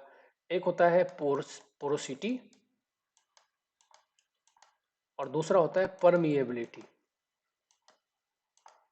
परमिएबिलिटी, पोरोसिटी मीन्स वाटर को एब्जॉर्ब करने की क्षमता, परमिएबिलिटी मीन्स वाटर को वापस हमें देने की क्षमता। तो दोनों होनी चाहिए, तभी हमें सफिशिएंट वाटर हमेशा मिलता रहेगा। पोरोसिटी से वो टाइम टू टाइम पानी को एब्जॉर्ब करता रहेगा, और परमिएबिलिटी से फिर वो हमें वापस पानी देता रहेगा, मेरे यूज के लिए, हमारे यूज के लिए। कोई वाटर, कोई सॉइल अगर पोरस है बट परमिएबल नहीं है, मीन्स क्या है? वो पानी को एब्जॉर्ब तो कर सकता है, पर वो पानी हमें दे नहीं सकता, वो भी हमारे काम का नहीं है। तो इसी के आधार पे एक्यूफर को इन चार टाइप में डिवाइड किया गया। एक्यूफर में दोनों होते हैं, मतलब पोरस भी होता है वो, और परमिएबल भी होता है। जैसे कि हमारा सैंड, सॉइल में हमारा सैंड एक ऐसा होता है जिसमें दोनों होते हैं, मतलब वो सॉइल को, पानी को एब्जॉर्ब भी कर सकता है, और हम जब चाहे उसे निकाल भी सकते हैं विदाउट एनी मेजर डिफिकल्टी। एक्विटार्ड क्या होता है? देखिए, एक्विटार्ड मीन्स पोरस तो होता है, लेकिन बहुत ही कम परमिएबल होता है, बहुत ही कम परमिएबल। एक्विटार्ड मीन्स पोरस तो बहुत ज्यादा है, मतलब पानी तो अच्छा खासा वो ले रहा है, लेकिन वो जितना पानी ले रहा है उतना पानी हमें आउटपुट में दे नहीं रहा है। जैसे कि सैंडी क्ले या क्लेली सैंड। सैंडी, सैंड ज्यादा है और क्ले थोड़ा कम है, तो क्या करेगा? सैंड होने की वजह से पानी तो एब्जॉर्ब खूब करेगा, बट क्ले होने की वजह से वो उतना यील्ड नहीं करेगा, उतना पानी में वापस देगा नहीं। तो इसे बोलते हैं एक्विटार्ड, जिसकी पोरोसिटी तो बहुत ज्यादा है बट परमेबिलिटी कम है। एक्लूड, एक्वाक्लूड, एक्विक्लूड का क्या मीन्स होता है? कि हाई पोरस, हाई पोरस, पानी तो बहुत ज्यादा एब्जॉर्ब कर सकता है, बट जीरो या बिल्कुल ही माइनर परमेबिलिटी। इस केस में टार्ड में थोड़ा बहुत दे भी रहा था पानी, बट एक्विक्लूड में हमें बिल्कुल भी पानी नहीं देगा। इसका एग्जांपल है क्ले। क्ले पानी को बहुत ज़्यादा एब्जॉर्ब कर सकता है, बट वो वापस देगा नहीं आपको, क्योंकि उसकी परमेबिलिटी बहुत ही कम होती है, बहुत ही। आप 2 दिन 4 दिन 5 दिन तक लगे रहो तो पता चलेगा 1 लीटर पानी आया। इस प्रकार का एक क्ले होता है, क्योंकि क्ले वाटर को एब्जॉर्ब करके रखता है। और एक्यूफ्यूज मीन्स कुछ भी नहीं है उसमें, ना ही तो वो पोरस है, ना ही परमिएबल है, ना ही तो पानी को रोक सकता है अपने अंदर, और ना ही वो यील्ड कर सकता है। उसी का एग्जाम्पल है हमारे ग्रेनाइट, बेसाल्ट। बसाल्ट भी हो गया और ग्रेनाइट भी हो गया। विदाउट फीचर्स मीन्स इसके अंदर कोई फ्रैक्चर नहीं है, तो पानी के लिए कोई जगह ही नहीं है। तो ये दोनों इतने हार्ड होते हैं कि इसके अंदर ना तो पानी एब्जॉर्ब हो सकता है और ना ही हमें मिल सकता है। तो ये दोनों एक्यूफ्यूज के एग्जाम्पल है। आगे चलते हैं। Artisan well is a well which, artisan well या फिर कन्फाइंड वेल। कन्फाइंड या कन्फाइंड एक्यूफर मतलब दो लेयर के बीच में, दो इम्परमेबल लेयर के बीच में जो वाटर ट्रैप हो जाता है उसको बोलते हैं कन्फाइंड एक्यूफर या फिर आर्टिशियन वेल, दोनों एक ही बात है। ठीक है। अब इसमें क्या होगा, वाटर तो यहाँ से भरता जाएगा, बट इसको स्पेस नहीं मिल रहा ना ऊपर जाने को नीचे जाने को, तो क्या होगा, इसके अंदर प्रेशर बढ़ने लगेगा। तो प्रेशर बढ़ने लगेगा, बट ये ऊपर नीचे तो जा नहीं सकता। अगर इसमें हमने एक वेल को यहाँ पे पेंट्रेट कर दिया, तो इसकी प्रेशर एटमॉस्फेरिक प्रेशर से ज़्यादा है। तो जैसे अगर हमने इसमें वेल डाला तो ये अपने आप वाटर यहाँ पे ऊपर आ जाएगा अर्थ पे, विदाउट एनी एक्सटर्नल पंप और मोटर। क्यों? क्योंकि इसकी प्रेशर हमारे एटमॉस्फेरिक प्रेशर से भी ज़्यादा है, तो ये ऑटोमेटिक यहाँ से यहाँ आ जाएगा। It does not require a pump to bring the water to the surface. तो ये यही कंडीशन इसमें बताया है। आगे चलते हैं। विच of the following is not a direct method, not a direct method of discharge measurement in a stream. तो चलिए मैं आपको बताता हूँ कि जब कोई स्ट्रीम है उसके अंदर जो डिस्चार्ज मेजर करते हैं उसके दो तरीके हैं। एक तो डायरेक्ट मेथड है और एक इनडायरेक्ट मेथड है। डायरेक्ट में क्या करते हैं, हम डायरेक्टली डिस्चार्ज मेजर करते हैं, और इनडायरेक्ट में हम डिस्चार्ज मेजर नहीं करते बल्कि कुछ और मेजर करते हैं, उससे हम डिस्चार्ज को फाइंड करते हैं। चलिए देखते हैं, हम दोनों मेथड को डिस्कस कर लेते हैं। एक तरफ डायरेक्ट मेथड और एक तरफ इनडायरेक्ट। डायरेक्ट मेथड में कौन कौन से आते हैं, तो देखिए एरिया वेलोसिटी। तो देखिए वेलोसिटी एरिया मेथड पहला। दूसरा आता है डाइल्यूशन मेथड। तीसरा आता है अल्ट्रासोनिक मेथड, अल्ट्रासोनिक। चौथा आता है moving boat method, moving boat, moving boat method. और चौथा आता है इलेक्ट्रोमैग्नेटिक मेथड। इन सभी मेथड से हम डायरेक्टली फाइंड करते हैं डिस्चार्ज को। ठीक है। पहला हो गया वेलोसिटी एरिया मेथड, दूसरा हो गया डाइल्यूशन मेथड, तीसरा हो गया अल्ट्रासोनिक मेथड, चौथा हो गया हमारा मूविंग बोट मेथड, और पांचवा हो गया हमारा इलेक्ट्रोमैग्नेटिक मेथड। और इनडायरेक्ट में हमारे पास दो मेथड है, slope area method, slope area method, और दूसरा यूजिंग स्ट्रक्चर्स, स्ट्रक्चर को यूज करके, जैसे कि वियर और नोच होते हैं। तो वियर जो हम बनाते हैं उसमें हम डिस्चार्ज मेजर करने का भी वियर और नोच बना देते हैं। नोच हमने पढ़ा था ना फ्लूइड मैकेनिक्स में कि रेक्टेंगुलर नोच या ट्रायंगुलर नोच है, इससे पानी को पास करवाते हैं। फिर हम डिस्चार्ज की वैल्यू फाइंड करते हैं by simply using the dimension size of the नोच। नोच की डायमेंशन को यूज करके हम डिस्चार्ज फाइंड कर लेते हैं। तो ये होता है इनडायरेक्ट मेथड। तो इसमें हम डिस्चार्ज को मेजर नहीं कर रहे हैं, बट हम डायमेंशन यूज कर रहे हैं।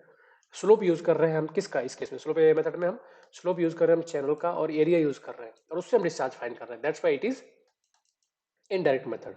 और वेलोसिटी में क्या कर रहे हैं, वेलोसिटी एरिया में velocity we are directly measuring. तो वेलोसिटी और एरिया हम जानते हैं कि velocity into area is equal to discharge, तो हम डायरेक्टली मेजर कर रहे हैं यहाँ से। चलिए नेक्स्ट चलते हैं। कह रहा station rating curve is a graph of. Station rating curve किसको बोलते हैं, रेन गेज स्टेशन हम जानते हैं कि अलग अलग जगह पे होता है, किसके लिए, रेनफॉल मेजरमेंट, स्नोफॉल मेजरमेंट, कोई भी टाइप्स ऑफ प्रेसिपिटेशन को मेजर करने के लिए हम रेन गेज स्टेशन लगाते हैं। तो मान लीजिए अर्थ हमारा हर जगह पे सेम नहीं है, और हर जगह रेन गेज लगा हुआ है कि हम रेनफॉल मेजर करेंगे यहाँ पे, रेनफॉल मेजर करने के लिए। तो हम ये पता लगाते हैं कि डिस्चार्ज का क्या रिलेशन है हाइट के साथ, सरफेस एलिवेशन, जिसे हम सरफेस एलिवेशन का दूसरा नाम है यहाँ पे stage. Stage means surface elevation, surface elevation, elevation means इसकी हाइट में डिफरेंस। तो हाइट की डिफरेंस की वजह से डिस्चार्ज में कितना फर्क पड़ रहा है, इन दोनों डायग्राम का जो प्लॉट होता है उसको हम क्या कहते हैं, स्टेशन रेटिंग कर्व। ठीक है, तो वही चीज यहाँ पे पूछा है कि discharge versus stage for a given point, किसी भी एक पॉइंट पे on a stream usually at the gauging station, gauging station पे क्या रिलेशन होता है डिस्चार्ज में और सरफेस एलिवेशन में। इन दोनों के चार्ट को हम क्या कहते हैं, डिस्चार्ज स्टेशन रेटिंग कर्व। चलिए आगे चलते हैं। Next question is river which flow only for a short time after rainstorm and for the rest of the time their beds are dry। देखिए कह रहा है कि वैसा रिवर जो कि सिर्फ बरसात के टाइम में फ्लो करता है, उसमें पानी होता है, और ड्राई कंडीशन बाकी टाइम में वो ड्राई रहता है, उस रिवर को हम क्या कहते हैं। एक होता है पेरेनियल रिवर, पेरेनियल ये हमेशा ही बहता है, मतलब 12 महीने के 12 महीने बहता रहता है, गर्मी ठंडी बरसात हो ना हो पानी बहता रहेगा, that is called perennial river. Ganga river, Yamuna river, ये सब हो गए हमारे पेरेनियल रिवर, क्योंकि इनका सोर्स ग्लेशियर है, तो वहां से हमेशा पानी आता रहता है। दूसरा होता है इफेमरल रिवर, जो कि इस टाइप का है, जब बरसात आएगा तभी पानी आएगा, उसका सोर्स ही सिर्फ रेनफॉल है, उसका पानी का सोर्स ही रेनफॉल है, इसीलिए ये सिर्फ बरसात के टाइम में ही फ्लो करेगा, जब ड्राई हो जाएगा तो इसमें कोई पानी ही नहीं आएगा। क्यों? क्योंकि इसका सोर्स ही खत्म हो गया। इंटरमीडिएट रिवर क्या होता है कि ऐसा रिवर जिसमें दोनों ही सोर्स मौजूद है, किसी पोर्शन में परमानेंटली बहता रहता है, कुछ पोर्शन में आके वो आगे जाके सूख जाता है, क्योंकि उस पोर्शन तक पानी पहुंचते पहुंचते खत्म हो जाता है उसका, चाहे किसी भी कारण से हो, चाहे उसकी डिस्ट्रीब्यूटरी की वजह से हो, चाहे ड्रेन की वजह से हो, चाहे डैम की वजह से हो, उसको बोलते हैं हम intermediate. The intermediate is a category between the ephemeral and the perennial river. अब इन दोनों में आप अंतर समझिए, गेनिंग रिवर और लूजिंग रिवर में क्या होता है, ये बहुत इंपॉर्टेंट है। गेनिंग रिवर क्या होता है कि अगर अगर हमारा रिवर इस तरह का है, मान लेते हैं ये रिवर है, और रिवर का HFL लेवल, मतलब ये नॉर्मल लेवल है, ये है नॉर्मल लेवल इसका पानी का, और जो इसके बैंक्स है वहाँ का वाटर टेबल ये है। ठीक है, इसके जो सराउंडिंग में जो ग्राउंड वाटर टेबल है या वाटर का लेवल है वो ये है। तो क्या होगा इस केस में, अब रिवर का चूंकि वाटर लेवल ऊपर है, ग्राउंड का कम है, तो रिवर में से पानी यहाँ आएगा सीप होके। ठीक है, सीपेज के थ्रू साइड में आएगा, इसे बोलते हैं हम लूजिंग रिवर, क्योंकि वाटर यहाँ पे लूज हो रहा है। और लूजिंग रिवर का दूसरा नाम क्या है, इनफ्लुएंट, इनफ्लुएंट रिवर। लूजिंग रिवर का दूसरा नाम है इनफ्लुएंट। ठीक है, और अगर सराउंडिंग का ग्राउंड वाटर लेवल इसके ऊपर है मान लो, और रिवर का कम है, तो क्या होगा, रिवर में पानी आएगा। क्यों? क्योंकि ग्राउंड वाटर जो सराउंडिंग का है वो ज़्यादा है, तो यहाँ से पानी हमारे रिवर में ऐड होगा, तो रिवर का लेवल आगे जाके बढ़ता जाएगा जब तक कि इसके बराबर ना हो जाए। इसे बोलते हैं हम गेनिंग रिवर। इसका दूसरा नाम होता है इफ्लुएंट, इफ्लुएंट। तो इफ्लुएंट मीन्स गेनिंग और इनफ्लुएंट मीन्स लूजिंग। चलिए आगे चलते हैं नेक्स्ट क्वेश्चन पे। The pattern which involves regular branching of tributary. Regular branching, मान लीजिए यहाँ पे रिवर है, regular branching with in 90 degree अगर हो रहा है, with in 90 degree, generally 90 degree से कम ही रहता है, लेस देन 90 डिग्री, उसको बोलते हैं डेंट्रेटिक। चलिए, स्टैंडर्ड प्रोजेक्ट फ्लड क्या होता है, जो कि हम कोई भी ऐसा स्ट्रक्चर डिजाइन करते हैं जिसमें कि हमें एस्टिमेट करना होता है कि इस रिवर में मैक्सिमम फ्लड कितना आ सकता है, तो हम स्ट्रक्चर को डिजाइन करने के लिए हम स्टैंडर्ड प्रोजेक्ट फ्लड लेते हैं। तो ये किसके लिए होता है, likely to exceeded in magnitude only at rare occasion, जब ऐसा ही बहुत ही वर्स्ट कंडीशन आ जाए उसी कंडीशन में एक्सीड कर जाएगा। और दूसरा होता है एक MPV, most probable flood, MPF, most probable flood. ये क्या होता है, बहुत ही हाई होता है, very high but possible, but possible. ये कंडीशन, ये हम वैल्यू कब लेते हैं, ये MPF SPF से भी ज्यादा होता है, ये इससे भी ज्यादा होता है। क्यों? क्योंकि MPF में हम क्या एज्यूम करते हैं कि सारी वर्स्ट कंडीशन हो जाए, 24 घंटे बारिश होते रहे और मैक्सिमम इंटेंसिटी पे होती रहे, तो मैक्सिमम पानी एक रिवर से कितना पास हो सकता है, तो most hydrological and meteorological condition को इसमें एज्यूम किया जाता है, उस कंडीशन में जो डिस्चार्ज पास होगा उसे कहते हैं एमपीएफ। तो एमपीएफ के भी क्वेश्चन कई बार आते हैं कि इसको बोलते हैं, तो it is very high but practically possible value of the discharge in a river. चलिए आगे चलते हैं। अ flood of certain magnitude has return period of 25 years. तो कह रहा है कि प्रोबेबिलिटी ऑफ एग्जिस्टेंस कितना होगा, एक्सीडेंस कितना होगा, मतलब कितना प्रोबेबिलिटी है कि वो अपनी वैल्यू को एक्सीड करेगा। तो प्रोबेबिलिटी ऑफ एक्सीडेंस का फॉर्मूला होता है 1/p is equal to 1/t। तो प्रोबेबिलिटी ऑफ एक्सीडेंस क्या होता है, p is equal to 1/t। ठीक, 1 रिटर्न पीरियड कितना है 25 और परसेंटेज में चाहिए तो मल्टीप्लाई बाय 100, ये हो जाएगा हमारा 4%। नेक्स्ट क्या कह रहा है, probability p of the occurrence of flood. देखिए दोनों में याद रखिए यहाँ पे क्या डिफरेंस है। प्रोबेबिलिटी ऑफ एक्सीडेंस मीन्स कितना चांस है कि वो अपनी वैल्यू को एक्सीड करेगा इन अ गिवन पीरियड। तो रिटर्न पीरियड 25 वर्ष है, तो 25 वर्ष के पीरियड में कितनी संभावना है कि वो अपनी 25 साल के वैल्यू को एक्सीड करेगा, तो 4% चांस है। सिमिलरली इस क्वेश्चन में क्या पूछा है कि probability p of the occurrence of flood, कि संभावना कितनी है, प्रोबेबिलिटी कितनी है कि फ्लड आएगा in next n successive year, आने वाले एन सक्सेसिव ईयर में। उसका फॉर्मूला क्या है, p is the exceedance probability. इसके लिए क्या करना है, simply p is equal to capital P is equal to 1 minus p raise to power n। यहाँ पे p क्या है, वही जो हमने अभी देखा था, प्रोबेबिलिटी ऑफ एक्सीडेंस 1/t। इस p को हम कहते हैं रिस्क भी कहते हैं, कि रिस्क कितना है कि कोई फ्लड एन सक्सेसिव ईयर में आ सकता है। तो इसके लिए फॉर्मूला क्या है, 1 minus p raise to power n। ठीक है, और इस p की वैल्यू हम जानते हैं 1/t होता है। तो इस पे न्यूमेरिकल भी आता है इन दोनों पे, अब इसलिए फॉर्मूला भी याद रखें। चलिए आगे चलते हैं। Next is use to determine reservoir capacity. हम जानते हैं रिजर्वोयर कैपेसिटी हम निकालने के लिए किसको यूज करते हैं, कौन से चार्ट को, मास कर्व को यूज करते हैं। मास कर्व से हम और क्या करते हैं, टोटल रेनफॉल निकालते हैं कि टोटल रेनफॉल कितना हुआ होगा, टोटल रेनफॉल। ये दोनों चीजें हम फाइंड करते हैं मास कर्व से। डबल मास कर्व बहुत ही इंपॉर्टेंट है, कई बार क्वेश्चन आते हैं, किसके लिए यूज करते हैं, to check the consistency of the rainfall data, consistency के लिए यूज करते हैं। इसको बहुत ही अच्छे से याद कर लीजिए आप लोग। डबल मास कर्व किसके लिए काम में आता है, तो एक मात्र टर्म आपको याद रखना है, to check the consistency of the rainfall data. ठीक है, तो कंसिस्टेंसी वर्ड जहां भी दिखे वो टिक कर देना डबल मास कर्व में। हाइड्रोग्राफ हम जानते हैं किसके लिए होता है, टाइम वर्सेस रन ऑफ का चार्ट होता है। हेट्रोग्राफ जानते हैं किसके लिए होता है, टाइम वर्सेस रेनफॉल इंटेंसिटी का।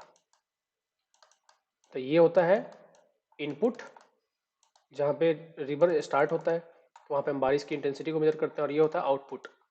तो ये इनपुट देते हैं तो ये आउटपुट मिलता है, हाइड्रोग्राफ। चलिए, Muskingum method is connected which of the following. Muskingum method बहुत इंपॉर्टेंट है, किसके लिए होता है, फ्लड राउटिंग के लिए। और कौन से फ्लड राउटिंग के लिए, कई बार ये भी पूछते हैं कि Muskingum method is used for the flood routing for which type of channel. तो यहाँ पे आपको याद रखना है हाइड्रोलॉजिकल, हाइड्रोलॉजिकल चैनल। ठीक है, हाइड्रोलॉजिकल चैनल। दूसरा होता है हाइड्रोलिक चैनल और एक होता है हाइड्रोलॉजिकल चैनल। तो याद रखने का है, मस्किंगम मेथड किसके लिए काम आता है, फ्लड राउटिंग के कौन से चैनल को, हाइड्रोलॉजिकल चैनल को। चलिए आगे चलते हैं। विच of the correct order of the given material, sample का आपको हाइट दिया हुआ है, टर्म्स स्पेसिफिक स्ट्रेंथ पूछा है। तो स्पेसिफिक स्ट्रेंथ का सिंपल फॉर्मूला होता है strength upon density, strength upon density. तो सभी का स्ट्रेंथ गिवन है आपको और डेंसिटी गिवन है आपको, तो सिंपली स्ट्रेंथ अपॉन डेंसिटी करते जाइए और इसको डिक्रीजिंग ऑर्डर में लगा दीजिए। चलिए आगे चलते हैं। In order that no buckling occurs in the column the equation of neutral axis. देखिए मैं आपको क्या बताता हूँ, कोई भी कॉलम होता है तो उसमें बकलिंग क्यों होता है, उसकी सेंट्रिसिटी की वजह से। अगर सेंट्रिसिटी ना हो तो कंसेंट्रिक कॉलम हो जाएगा। मान लेते हैं ये हमारा कॉलम है और ये इसका दोनों एक्सिस है, एक्स एक्सिस और वाई एक्सिस। अगर लोड बिल्कुल दोनों पे सीजी पे अप्लाई हो, यहाँ पे अप्लाई हो तो हमारा कंसेंट्रिक कॉलम होगा। तो इसमें किसी भी पॉइंट पे लोड जो होगा वो P बाई, मतलब बेंडिंग स्ट्रेस होगा वो P/A के बराबर होगा। अगर लोड सीजी पे अप्लाई है तो, मतलब यहाँ पे अप्लाई है तो लोड कंप्रेसिव स्ट्रेस हमेशा P/A के बराबर होगा। लेकिन लोड अगर एसेंट्रिक है, अब एसेंट्रिक एक एक्सिस के अबाउट भी हो सकता है, दो एक्सिस के अबाउट भी हो सकता है। एक एक्सिस के अबाउट मीन्स कि या तो लोड यहाँ पे अप्लाई किया गया हो तब, या फिर लोड यहाँ पे अप्लाई किया गया हो तब। इन दोनों केस में एसेंट्रिसिटी है एक एक्सिस के अबाउट, या फिर यहाँ पे है तब भी एक एक्सिस के अबाउट कहलाएगा, या यहाँ पे तब भी एक एक्सिस के अबाउट कहलाएगा। यहाँ पे है तो एक एक्सिस के अबाउट मीन्स इस एक्सिस पे एसेंट्रिक नहीं है क्योंकि ये इसी एक्सिस पे है, बट इस एक्सिस के अबाउट ये क्या है, एसेंट्रिक है। कितना, तो इस ये हो गई इसकी ई एक्स की वैल्यू, एसेंट्रिसिटी हो गया ई एक्स। तो ये एसेंट्रिसिटी क्या करता है, इसमें मोमेंट जनरेट करता है, तो पी ई बाई आई के बराबर। ठीक, कितना मोमेंट जनरेट करता है, तो पी ई बाई आई के बराबर। तो ये इधर अगर आ गया मान लो, तो ये क्या करेगा, इधर की तरफ कंप्रेसिव फोर्स बढ़ाएगा और इधर की तरफ टेंशन फोर्स बढ़ाएगा, बीम की तरह वर्क करेगा ये। तो इधर की तरफ कंप्रेसिव फोर्स बढ़ेगा और इधर की तरफ कंप्रेसिव फोर्स घटेगा। तो अल्टीमेटली हो सकता है कि इधर घट के इधर जीरो हो जाए और जीरो के बाद निगेटिव भी हो जाए, टेंशन भी आ जाए। इधर अगर है तो सिमिलरली इधर कंप्रेसिव फोर्स बढ़ेगा, इधर टेंशन फोर्स आएगा। और अगर दोनों ही एक्सिस के अबाउट एसेंट्रिसिटी, मान लीजिए लोड यहाँ पे अप्लाई हुआ है, तो ये ई एक्स हो गया और ये ई वाई हो गया, तो ये ई वाई और ये ई एक्स। तो इस केस में दोनों ही करेगा, इधर भी एसेंट्रिसिटी इधर भी एसेंट्रिसिटी। तो फाइनल फार्मूला क्या बनता है, P by A plus minus P E X into X divided by I Y Y plus minus P E Y Y divided by I Y Y. ठीक है, क्योंकि ये जेड होता है बेसिकली तो इसलिए वाई ऊपर रहेगा। ठीक है, जेड होता है आई बाई जेड होता है, आई बाई वाई होता है तो वाई ऊपर चला गया, तो ये आई बाई वाई का फॉर्मूला क्या होता है, जेड। तो पी ई बाई जेड होता है बेसिकली। तो ये होता है final formula to find the compressive stress. तो हमें क्या कोशिश करना है कि टेंशन ना आए, नो बकलिंग अकर्स कॉलम। तो हमें क्या चाहिए, एसेंट्रिसिटी की वैल्यू क्या है, तो रेडियस ऑफ जाइरेशन के फॉर्म में अगर इसको हम डालेंगे तो 1 plus E X divide by R Y. R Y क्या है यहाँ पे, एसेंट्रिसिटी और radius of gyration. Radius of gyration का फॉर्मूला क्या होता है, R is equal to under root I by A. ठीक है, तो यहाँ पे आई और ए को जब हम इक्वेट करेंगे तो हमें इक्वेशन कुछ इस टाइप से मिलेगा। चलिए आगे चलते हैं। Next is shaft is simultaneously subjected to torque. एक कोई शाफ्ट है, सर्कुलर शाफ्ट है, उसमें टॉर्क भी अप्लाई किया गया है और बेंडिंग मोमेंट भी अप्लाई किया गया है। टॉर्क की वैल्यू टी बाई टू है, बेंडिंग मोमेंट की वैल्यू 2m है। तो कह रहे हैं कि ratio of maximum bending stress to maximum shear stress. तो मैक्सिमम बेंडिंग स्ट्रेस और मैक्सिमम शियर स्ट्रेस की रेशियो हमें चाहिए। तो शाफ्ट में हम मैक्सिमम बेंडिंग स्ट्रेस की वैल्यू वैसे ही निकालेंगे जैसे हम फाइंड करते हैं। तो चलिए देखिए, maximum bending stress tau max की वैल्यू क्या होता है, m बाई जेड से निकालते हैं। तो m बाई जेड के लिए फॉर्मूला अगर हम अप्लाई करेंगे तो m की जगह हमें 2m गिवन है क्वेश्चन में, और z क्या होता है pi by 64 into D raise to power I का फॉर्मूला होता है, और डिवाइड बाई वाई होता है, तो वाई को हम ऊपर मल्टीप्लाई कर देंगे तो डी बाई टू हो जाएगा। तो यहाँ पे बेंडिंग स्ट्रेस की वैल्यू क्या आ जाएगी, 64 m by pi D cube, ये हो जाएगा हमारा टाउ मैक्स की वैल्यू। सिमिलरली सिग्मा मैक्स की वैल्यू, सॉरी बेंडिंग स्ट्रेस की वैल्यू। और सिमिलरली शियर स्ट्रेस की वैल्यू मैक्सिमम कैसे निकालेंगे हम, फ्लेक्सुरल फार्मूला, टॉर्सन फार्मूला से, T into R divide by R I. तो टी का फॉर्मूला में टी की वैल्यू गिवन है टॉर्सन की, कितना टी बाई टू। तो यहाँ पे इंसर्ट कर दीजिए टी बाई टू, आर की वैल्यू है हमारा डी बाई टू, आई की वैल्यू वही pi D Q, pi D raise to power 4 divide by 32। ठीक है, पाई डी क्यूब बाई 32,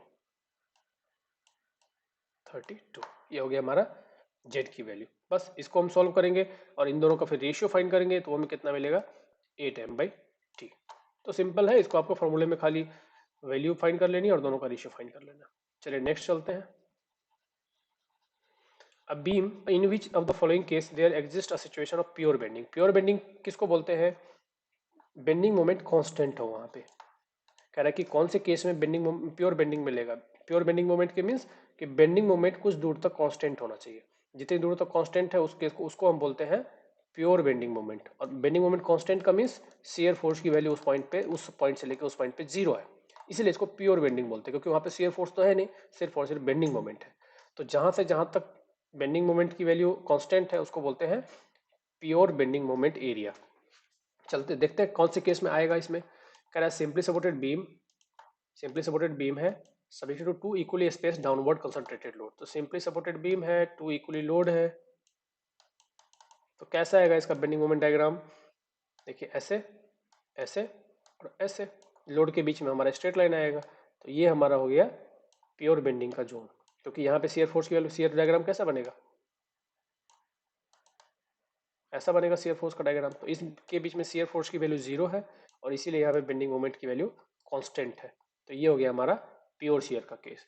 कह रहा simply supported beam selected to two equally spaced opposite moment, इस केस में भी आएगा।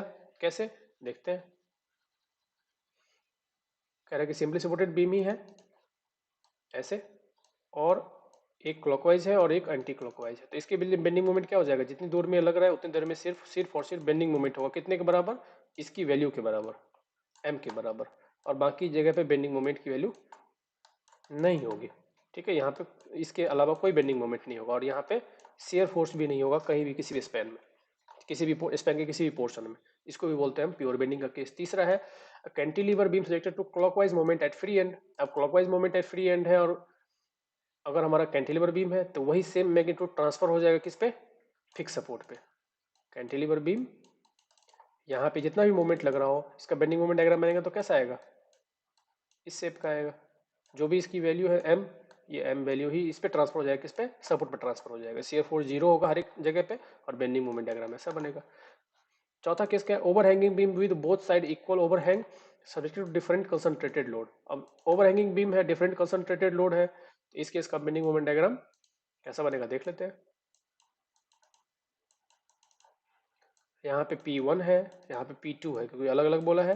तो इस केस में कैसा बनेगा बेंडिंग मोमेंट डायग्राम, कुछ इस तरीके से। ठीक, तो देखिए इसमें कहाँ, कहीं भी कांस्टेंट नहीं दिख रहा आपको bending moment straight line portion में। यहाँ तक पॉजिटिव है, फिर नेगेटिव गया, फिर पॉजिटिव आया, फिर नेगेटिव गया, फिर पॉजिटिव गया। तो इस तरह से हमारा बेंडिंग मोमेंट डायग्राम बन रहा है। इसलिए चौथा केस एप्लीकेबल नहीं है, सिर्फ पहले 3 केस ही एप्लीकेबल है। चलिए आगे चलते हैं। For a triangular cross section having the horizontal base, triangular cross section है, हॉरिजॉन्टल बेस है, ratio of shear stress at mid height of the section two shear stress eight neutral axis. तो चलिए देखते हैं इसके लिए। कह रहे हैं कि दोनों जगह पे आपको शियर फोर्स की वैल्यू का रेशियो बताना है। तो ये हम मान लेते हैं न्यूट्रल एक्सिस है। ठीक, और कह रहा है कि मिड हाइट, मतलब जो भी इसकी हाइट है, तो h/2 पे हमें क्या मिलेगा। तो देखिए टाउ की वैल्यू हम जानते हैं, टाउ की वैल्यू न्यूट्रल एक्सिस पे 3/2 टाउ एवरेज के बराबर होता है। और टाउ किसी भी पॉइंट पर, किसी भी लोकेशन पे आपको फाइंड करना है, तो उसके लिए फॉर्मूला भी हम जानते हैं। ट्रायंगल सेक्शन के लिए क्या होता है, tau at any location x is given by 12v divided by bd cube yd minus y square.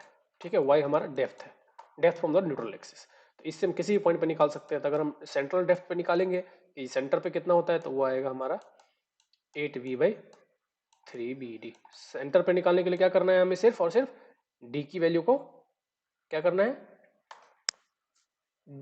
जो हमारा y की वैल्यू है, y की वैल्यू उसको हमें 2d/3 पुट कर देना है। ठीक है, चलिए आगे चलते हैं। इन दोनों का रेशियो फिर फाइंड कर लेना है, वो आपको 9/8 मिलेगा।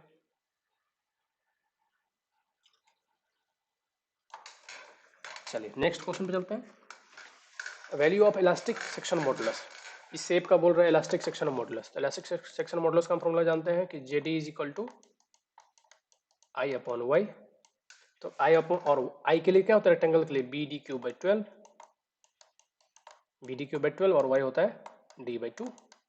तो B और D हमें फाइंड करना है। तो चलिए B और D फाइंड करके इस फॉर्मूले में इंसर्ट कर देते हैं, काम हो जाएगा। तो चलिए देखते हैं एक एक करके। देखिए B की वैल्यू तो हमें पता है कितना है, B की वैल्यू 60 है, विड्थ हमारा 60। D की वैल्यू हमें ये फाइंड करनी है। D के लिए हम ट्रायंगल को यूज कर लेंगे, राइट एंगल ट्रायंगल है तो इसके लिए हम यूज कर सकते हैं। तो D के लिए क्या हो जाएगा, राइट एंगल ट्रायंगल से अगर हम D की वैल्यू फाइंड करेंगे तो 100 का स्क्वायर माइनस 60 का स्क्वायर, क्योंकि 100 हमारा हाइपोटेनस है और 60 हमारा बेस है। तो perpendicular is equal to 100 square minus hypotenuse square minus base का स्क्वायर। ये हो जाएगा हमारा 80 mm। बस हमारा काम हो गया, B मिल गया और D मिल गया हमें। हम फॉर्मूले में रख देंगे BD³/12 और BD²/6। तो इससे मिलेगा हमें 64,000 mm3। सिंपल है क्वेश्चन। चलिए आगे चलते हैं। The ratio of two principal stress is half.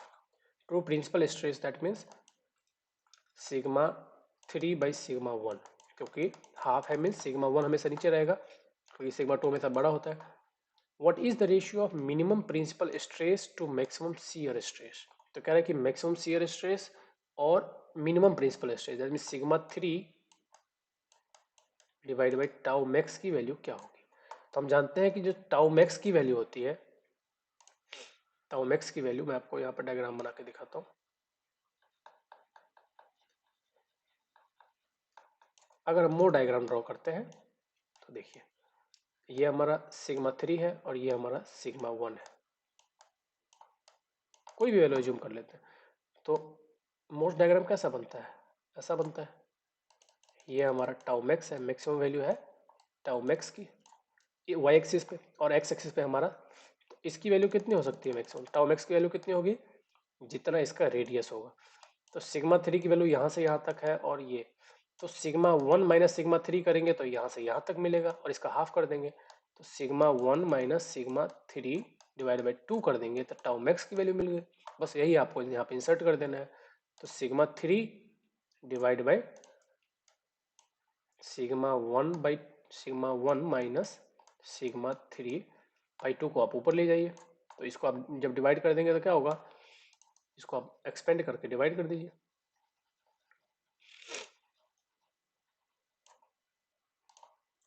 देखिए 2 sigma 3 divide by sigma 1 minus 2 sigma 3, तो यहाँ पे 2 बच जाएगा, सिर्फ 2 सिग्मा 3 से 2 सिग्मा 3 2 बच गया, और sigma 3 by sigma 1, sigma 3 by sigma 1 की वैल्यू गिवन है कितना 1/2, तो 1/2, 2 इंटू 1/2 माइनस 2, ठीक, तो 2 से 2 कैंसल, तो कितना बच गया 2।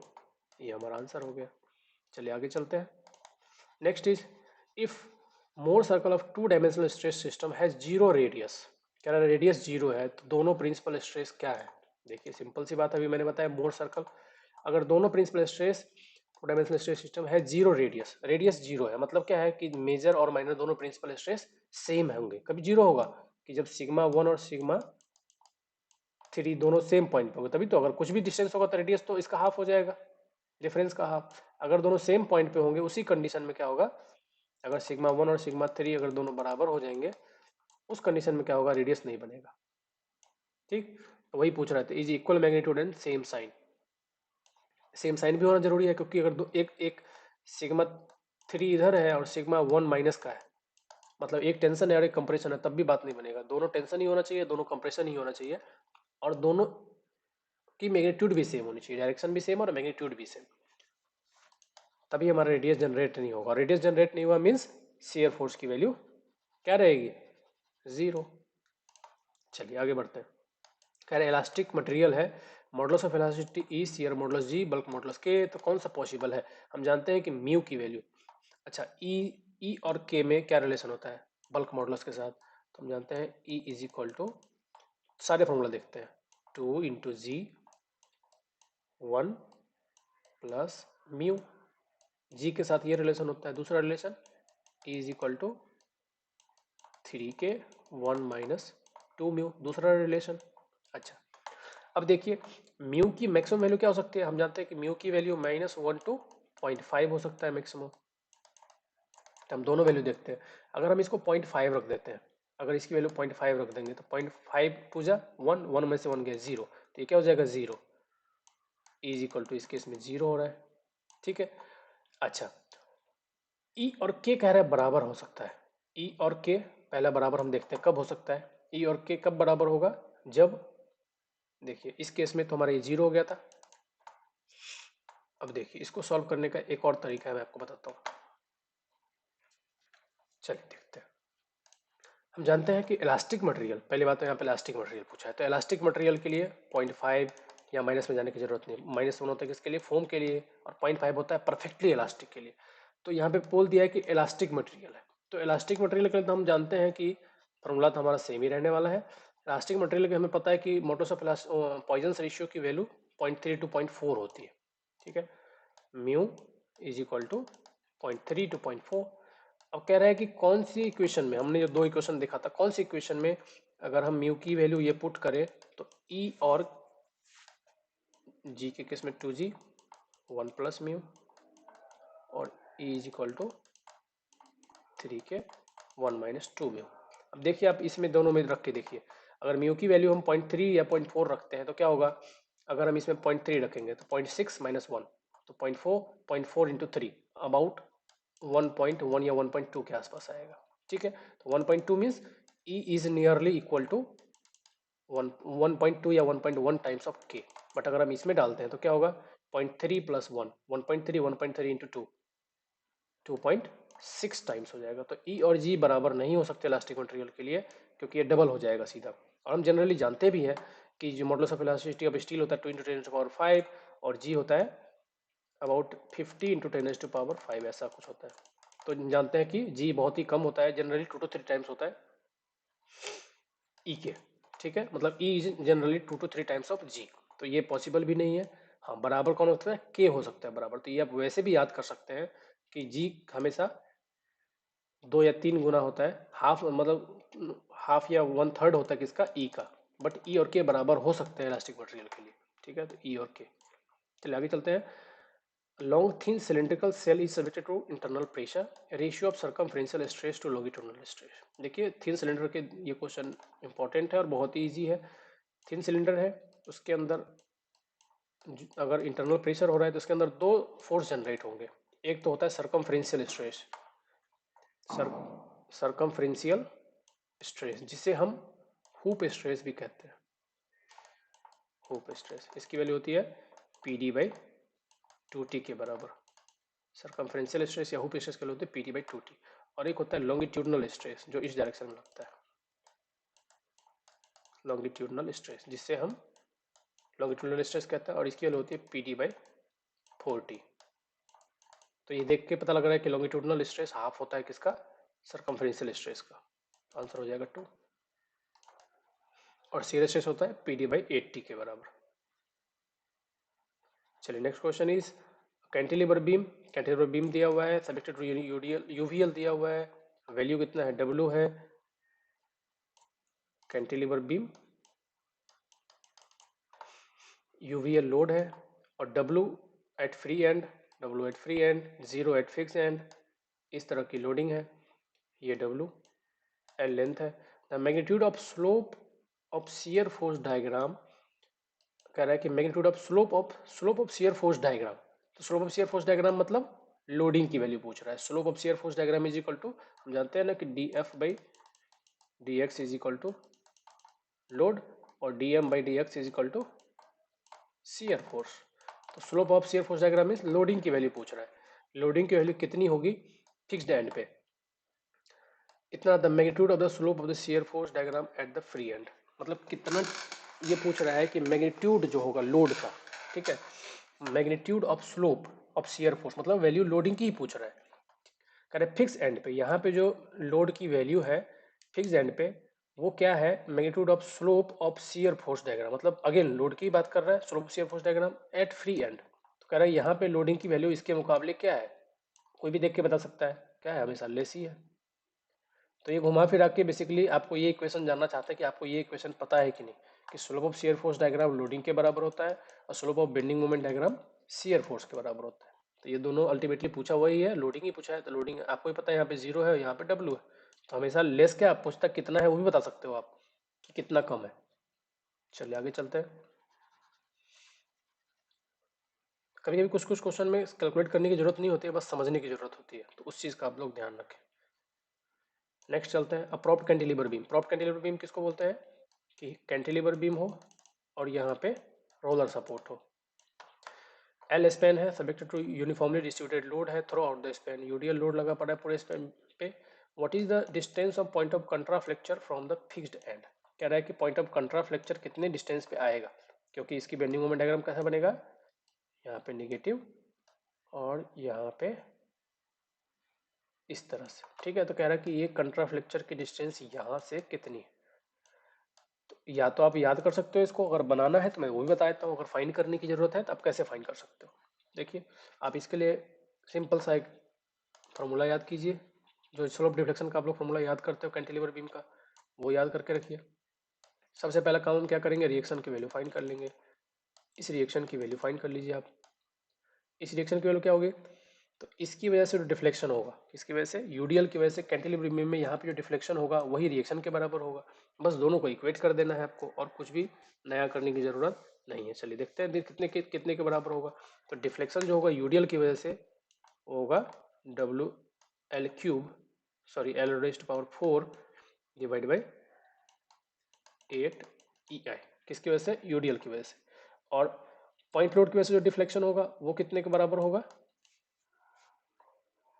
हम इसको मान लेते हैं R B into L cube divide by 3 EI के बराबर। ये दोनों बराबर होंगे तभी तो स्टेबल रहेगा। इससे हमें क्या मिल जाएगा, आर बी की वैल्यू। तो आर बी की वैल्यू क्या आती है, 3W तो एक एल बच जाएगा यहाँ से, एल क्यूब है, ये L4 है, 3W/8। ये आप याद भी कर सकते हैं कि बाय डिफॉल्ट रिएक्शन जो है प्रॉप्ट कैंटिलीवर बीम में यूट्रल की वजह से 3W/8 आता है। अगर याद है तो आपका काम आसान हो जाएगा, अदरवाइज आपको कैलकुलेट करना पड़ेगा। उसके लिए आपको ये दो फॉर्मूले याद होनी चाहिए कि cantilever beam with UDL load तो डिफ्लेक्शन एट फ्री एंड इतना, cantilever beam with point load deflection at free and this value, दोनों को बराबर करना है तो उससे आपको आरबी की वैल्यू मिल जाए। अब एक बार आरबी पता चल गया तो आप जिस पॉइंट पे चाहे मोमेंट निकाल सकते हैं। तो हमें क्या करना है, मोमेंट की इक्वेशन को जीरो में इक्वेट करना है। तो मोमेंट का इक्वेशन बनाइए। मोमेंट का इक्वेशन आप किसी भी एक पॉइंट x पे बना लीजिए। तो यहाँ से x डिस्टेंस पे हमने मोमेंट का इक्वेशन बनाया। तो मोमेंट का इक्वेशन क्या बनेगा, R B into X minus W into X square by 2। तो R B into X minus W X square by 2 यूरियल की वजह से इज इक्वल टू जीरो। इसको हमें जीरो करना है, तभी तो मोमेंट की वैल्यू जीरो पता लगेगी। इसमें आप वैल्यू डाल दीजिए, आर बी की वैल्यू डाल दीजिए, एक्स की वैल्यू हमारे लिए अननोन है, एक्स की वैल्यू फाइंड करनी है, डब्ल्यू की वैल्यू पता है, लोडिंग की वैल्यू। तो ये अगर फाइंड करेंगे तो यहाँ से x मिल जाएगा आपको। तो x क्या मिलेगा आपको, 3L/4, क्योंकि L के टर्म में मिलेगा 3L/4 मिलेगा। तो ये हमारी वैल्यू कहाँ से है, फिक्स्ड एंड से, क्योंकि फ्री एंड से, प्रॉप्ड एंड से, क्योंकि हमने वैल्यू यहाँ से ली है। अगर ये डिस्टेंस कहाँ से पूछा है, point of control picture from fixed and, तो 3L/4 को माइनस कर देना है। फ्री एंड से पूछा है तो L माइनस 3L/4, तो 4L माइनस 3L तो L/4 0.25L। ठीक है, इस तरीके से आप सॉल्व कर सकते हैं। तो अगर आपको कॉन्सेप्ट पता है तो आप इजीली इसको सॉल्व कर सकते हैं। आगे चलते चलिए। सिंपली सपोर्टेड बीम गिवन है, स्पैन गिवन है, डेप्थ गिवन है, रोलिंग कंसंट्रेटेड लोड दिया हुआ है W का। कह रहे maximum flexural stress developed at the section L/4 distance from the end support. देखिए ये ILD का क्वेश्चन है, ये बहुत ईजी है। मैंने ILD का एक सेपरेट वीडियो भी बना रखा है, आप लोग वहाँ पे जाके देख सकते हैं उसको। ILD क्वेश्चन में कभी कोई दिक्कत नहीं रहेगी आपको। चलिए देखते हैं। कह रहा है कि सिंपली सपोर्टेड बीम है, डायमेंशन दे रखा है, rolling concentrated load magnitude W है, एक है। अब मैक्सिमम फ्लेक्सुरल स्ट्रेस डेवलप, तो फ्लेक्सुरल स्ट्रेस पूछ रहा है इसमें कितना डेवलप होगा सेक्शन L/4 पे। देखिए ये हमारा डिस्टेंस यहाँ से L/4 है, ये हो जाएगा 3L/4 ये डिस्टेंस। तो हम जानते हैं कि इसकी वैल्यू हम कैसे फाइंड करते हैं, ये h की वैल्यू। तो h की वैल्यू तो आप कैसे भी, ट्राइंगल का आपको ये डायमेंशन पता है, ये डायमेंशन पता है, तो ये डायमेंशन आप इजीली फाइंड कर सकते हैं। तो h इज इक्वल टू क्या हो जाएगा, L/4 multiply by 3L/4 divide by L। इससे मिल जाएगा हमें 3L/16। ये हमें h मिल गया, h is equal to 3L/16। अब हमें मोमेंट फाइंड करना है यहाँ पे, क्योंकि क्या पूछा है इसने, बेंडिंग स्ट्रेस पूछा है। यहाँ पे बेंडिंग मोमेंट की वैल्यू क्या होगी, मैक्सिमम बेंडिंग मोमेंट की, तो W into 3L/16 h, W into h। तो ये हो गया हमारा मैक्सिमम बेंडिंग मोमेंट। अब इससे हमें क्या फाइंड करना है, मैक्सिमम बेंडिंग स्ट्रेस। तो बेंडिंग स्ट्रेस की वैल्यू क्या होती है, M/Z। तो M/Z बेंडिंग मोमेंट की वैल्यू मिल गया हमें, इसको डिवाइड कर देना है हमें Z से। तो Z के लिए हमें डायमेंशन दे रखा है सेक्शन का, तो sigma is equal to W into 3L/16, तो हमारे लिए बेंडिंग मोमेंट हो गया, और divide by BD²/6 section modulus का फॉर्मूला। इसको जब आप सॉल्व करेंगे तो यह आ जाएगा 9WL/8 BD²। सिंपल। तो कॉन्सेप्ट पता है तो आप उलझेंगे नहीं, बस आप सॉल्व करते रहिए और कॉन्सेप्ट को दिमाग में रखिए। ठीक है, चलिए आगे बढ़ते हैं। कह रहा है कि अगेन आईएलडी का क्वेश्चन है और ये भी सिंपल है। कह रहा है कि 4 लोड है, 5 लोड है, इंस्टेड ऑफ 4 व्हील लोड है, पास कर रहा है किसी गर्डर को और सभी के बीच में डिस्टेंस है 1 मीटर और कह रहा है कि लीडिंग विथ 30 किलोन्यूटन, तो 30 किलोमीटर का जो लोड है वो सबसे आगे है फ्रॉम राइट टू लेफ्ट। तो ये हमारा बीम है, तो इसमें इस तरह से 4 लोड है और 30 वाला सबसे आगे, 30 किलोमीटर वाला सबसे आगे है, उसके बाद है 10, उसके बाद 20, उसके बाद 40।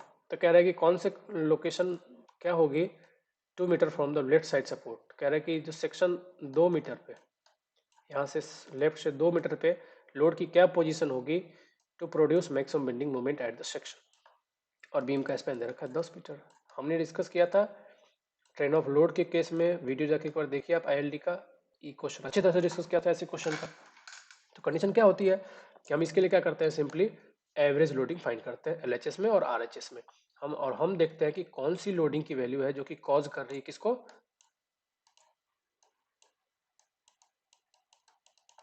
एवरेज लोडिंग की वैल्यू को एक्सीड करने में कॉज कर रही है। तो एलएचएस और आरएचएस फाइंड करेंगे। तो सपोज हम ये मानते हैं कि ये हमारा पॉइंट है 2 मीटर पे और यहाँ पे पहली लोडिंग अभी यहाँ पे आई है 30 वाली। तो लेफ्ट साइड में हम जीरो फोर्स मान रहे हैं कि इसके इधर कोई भी फोर्स नहीं है, सारी लोडिंग इधर है। तो क्या होता है, फोर्स का सम डिवाइड बाई लेंथ। तो फोर्स का सम इधर की तरफ जीरो मानते हैं, सारे लोड इस साइड में, राइट हैंड साइड में। तो राइट हैंड साइड में क्या हो जाएगा, 30 प्लस 10 प्लस 20 प्लस 40, सभी लोड को सम कर दीजिए और डिवाइड कर दीजिए लेंथ से। तो टोटल 10 है तो इधर बढ़ जाएगा 8, तो ये हो जाएगा हमारा 12.5। तो अभी देखिए आरएचएस बड़ा है। अब अगर 30 इधर चला गया तो क्या हो जाएगा, सेकेंड स्टेज में 30 डिवाइड बाई 2, ये हो गया हमारा 15। तो इधर 30 चला गया तो इधर 10 से बचा, 10 प्लस 20 प्लस 40 डिवाइड बाई 8। अब क्या हो गया, इसकी वैल्यू कितना हो जाएगा 8.75। देखिए फर्स्ट स्टेप में आरएचएस बड़ा था, बट सेकेंड स्टेप में क्या कौन बड़ा हो गया, एलएचएस। तो इस और इसमें पास कौन किया, ये सिर्फ 30 वाला इधर गया। तो पहली लोडिंग ही जैसे ही पास करेगा सेक्शन को वैसे ही हमारा बेंडिंग मोमेंट मैक्सिमम अटेन होगा। तो मैक्सिमम बेंडिंग मोमेंट कब अटेन होगा, जब 30 किलो न्यूटन का लोड 2 मीटर सेक्शन पे जाएगा। जैसे वो 2 मीटर वाले सेक्शन में जाएगा उसी समय मैक्सिमम बेंडिंग मोमेंट मिलेगा। हमने डिस्कस किया था वीडियो में अच्छी तरह से। बस यही क्वेश्चन पूछा है कि कौन सा लोड लोडिंग पे जाएगा, 30 किलोमीटर वाला लोड। तो ये हम ऐसे ही फाइंड कर सकते हैं। लोडिंग की वैल्यू पूछता भी कितना होगा, वो भी फाइंड कर सकते हैं सिंपली। चलिए आगे चलते हैं नेक्स्ट क्वेश्चन पे। क्लैपेरियन थ्योरम कह रहा है थ्री मोमेंट का जो इक्वेशन होता है, ये किसका डेवलपमेंट है, ये डेवलपमेंट है मोमेंट एरिया मेथड का। तो कह रहा है कि a fixed end of a continuous beam is replaced by an additional span of. ये क्वेश्चन बहुत बार पूछा गया है इसलिए इंपॉर्टेंट है। इस केस में हम क्या करते हैं, फिक्स सपोर्ट हमें नहीं चाहिए, फिक्स सपोर्ट को हम हटाते हैं, फिक्स सपोर्ट के साथ हम एनालिसिस कर ही नहीं सकते। तो फिक्स सपोर्ट को हम सिंपली सपोर्टेड में कन्वर्ट कर देते हैं और उसके लिए हम क्या करते हैं, एक जीरो लेंथ का, इमेजनरी लेंथ का, बीम की हम लेंथ बढ़ाते हैं, कितना, zero length, imaginary zero length, हम बीम की लेंथ को बढ़ा देते हैं जिसकी स्टिफनेस की वैल्यू कितनी होती है, इनफाइनाइट। तो ये दोनों ही टर्म इंपॉर्टेंट है आपके लिए। आपसे ये भी पूछ सकते हैं कि कितना लेंथ बढ़ाते हैं, तो इमेजनरी जीरो लेंथ बढ़ाते हैं, इमेजनरी जीरो लेंथ बढ़ाते हैं और स्टिफनेस कितना रखते हैं, इनफाइनाइट। तो infinite stiffness and additional span of imaginary zero length भी हो सकता है इसका ऑप्शन, ठीक है। चलिए आगे बढ़ते हैं। Number of zero member force, तो बहुत आसान है ये, ट्रस है। जीरो मेंबर फोर्स के लिए क्या, दो एजम्पशन है, दोनों एजम्पशन याद रखिए। पहला कहता है कि अगर कोई मेंबर पे 3 मेंबर ज्वाइंट हो रहे हैं और 2 कोलिनियर है और वहाँ पे कोई एक्सटर्नल लोड नहीं है, तो तीसरा मेंबर अपने आप जीरो फोर्स कैरी कर रहा होगा, ठीक है। अब देखिए ये लोड यहाँ पे हॉरिजॉन्टल है, तो सिग्मा एफ एक्स लगाएंगे, sigma F X equal to 0। ये मेंबर जितना भी होगा ये लोड कैरी कर लेगा, तो ये इनफेक्टिव हो गया। तो एक तो ये मेंबर हो गया हमारा जीरो मेंबर वाला। और देखिए यहाँ पे हिंज है और ये भी हिंज है, तो इसका भी कोई रोल नहीं है, क्योंकि कोई ट्रांसलेशन होगा नहीं। हिंज है, रोटेशन तो अलाउड करता है बट ट्रांसलेशन तो अलाउड करता नहीं है। तो इस ये मेंबर भी इनफेक्टिव होगा, क्यों, क्योंकि ये भी हिंज है और ये भी हिंज है, तो ये तो ट्रांसलेशन तो हो ही नहीं सकता, इसका मतलब सपोर्ट सेटल हो जाएगा, तो इस मेंबर का कोई भी यूज नहीं रहेगा। अगर लोड कहीं से भी कैसे भी अप्लाई करेंगे ना, कैसे भी लोड अप्लाई करेंगे, किसी भी कंडीशन में ये मेंबर यूजेबल नहीं है। ये मेंबर इफेक्टिव हो सकता है अगर लोड हम ऐसे लगा दे तो, बट ये मेंबर उस कंडीशन में भी एप्लीकेबल नहीं होगा, क्योंकि ये ट्रांसफर कब होगा, अगर यहाँ पे हिंज के जगह रोलर आ जाए, तब ये इफेक्टिव हो सकता है। ठीक है, बट जब तक ये दोनों तरफ हिंज है, ये मेंबर कभी इफेक्टिव नहीं होगा, चाहे लोड की कंडीशन कैसे भी क्यों ना हो जाए। तो ये एक मेंबर और ये एक मेंबर, दो मेंबर हो गए। चलिए आगे बढ़ते हैं। कहने fixed moment distribution method, distribution factor for and span fixed and है। अगर फिक्स्ड एंड है तो डिस्ट्रीब्यूशन फैक्टर की वैल्यू क्या होगी, 0। अगर फिक्स एंड है और एंड स्पैन है तो हम डिस्ट्रीब्यूशन फैक्टर कितना रखेंगे, जाहिर सी बात है यहाँ पे रखेंगे तो कोई डिस्ट्रीब्यूट तो होगा नहीं, कुछ भी डिस्ट्रीब्यूट नहीं होगा। क्यों, क्योंकि जो भी बेंडिंग मोमेंट आएगा वो फिक्स सपोर्ट ले लेगा। डिस्ट्रीब्यूशन फैक्टर 0 होने का क्या मतलब है कि बेंडिंग मोमेंट यहाँ से डिस्ट्रीब्यूट नहीं होगा, बल्कि जो भी बेंडिंग मोमेंट आएगा वो हमारा फिक्स सपोर्ट ही अपने आप ट्रांसफर कर लेगा। और अगर यहीं पे अगर हिंज होता तो यहाँ पे होता 1। क्यों, क्योंकि हिंज सपोर्ट कोई बेंडिंग मोमेंट ले नहीं सकता, इसलिए ये क्या करेगा, ट्रांसफर कर देगा वापस सपोर्ट को, because it cannot transfer any bending moment. तो 1 होगा किसके लिए, हिंज के लिए, और 0 होगा फिक्स के लिए। नेक्स्ट इज कैंटिलीवर बीम है, पीक्यू लेंथ का, क्रॉस सेक्शन का डायमेंशन दिया हुआ है, यूडीएल दिया हुआ है। अनदर कैंटिलीवर बीम है जो कि दूसरा कैंटिलीवर बीम है, उसका डायमेंशन दे रखा है। तो कह रहा है कि दो प्रकार के कैंटिलीवर बीम है, डायमेंशन खाली चेंज कर दिया है, सेम यूडीएल अप्लाई किया है, तो रेशियो क्या होगा डिफ्लेक्शन का फ्री एंड पे बीम, दोनों बीम में। तो आसान है, डिफ्लेक्शन का फॉर्मूला आपको अप्लाई करना है और सिर्फ उन दोनों का रेशियो फाइंड कर लेना है। डिफ्लेक्शन का फॉर्मूला बताया तो आपको, डिफ्लेक्शन का फॉर्मूला यूटिलिटी केस में क्या होता है, अभी हमने देखा था, WL⁴/8EI, WL⁴ divide by 8EI होता है डिफ्लेक्शन का फॉर्मूला। तो डिफ्लेक्शन डायरेक्टली प्रोपोर्शनल किसके हो गया, L⁴ डिवाइड बाई आई के, और आई के क्या होता है BD³/12, तो BD³ के। ठीक है, तो डिफ्लेक्शन किसके प्रोपोर्शनल हो गया, लेंथ के R⁴ और BD के इनवर्सली प्रोपोर्शनल। तो यहाँ पे देखिए कितना बढ़ाया है, लेंथ को 2 टाइम्स बढ़ाया है, तो 2⁴ डिवाइड बाई बी को, तो बी को 2 किया है तो 2, और डी को कितना बढ़ाया है 2 टाइम्स, तो 2⁻3, देखिए 2⁻3, तो 2⁴ डिवाइड 2⁴ कुछ भी नहीं, 1 ही रहेगा, तो नो चेंज, बस यही क्वेश्चन है। तो ये हो गया हमारा आंसर, नो चेंज, बस तो यही आपको देखना था। चलिए आगे चलते हैं। Next question is an overhang beam, overhanging beam है, सेम ओवरहैंग है दोनों साइड, L/2 है, ओवरहैंगिंग बीम है दोनों तरफ, L/2 ओवरहैंगिंग बीम है, लेंथ है।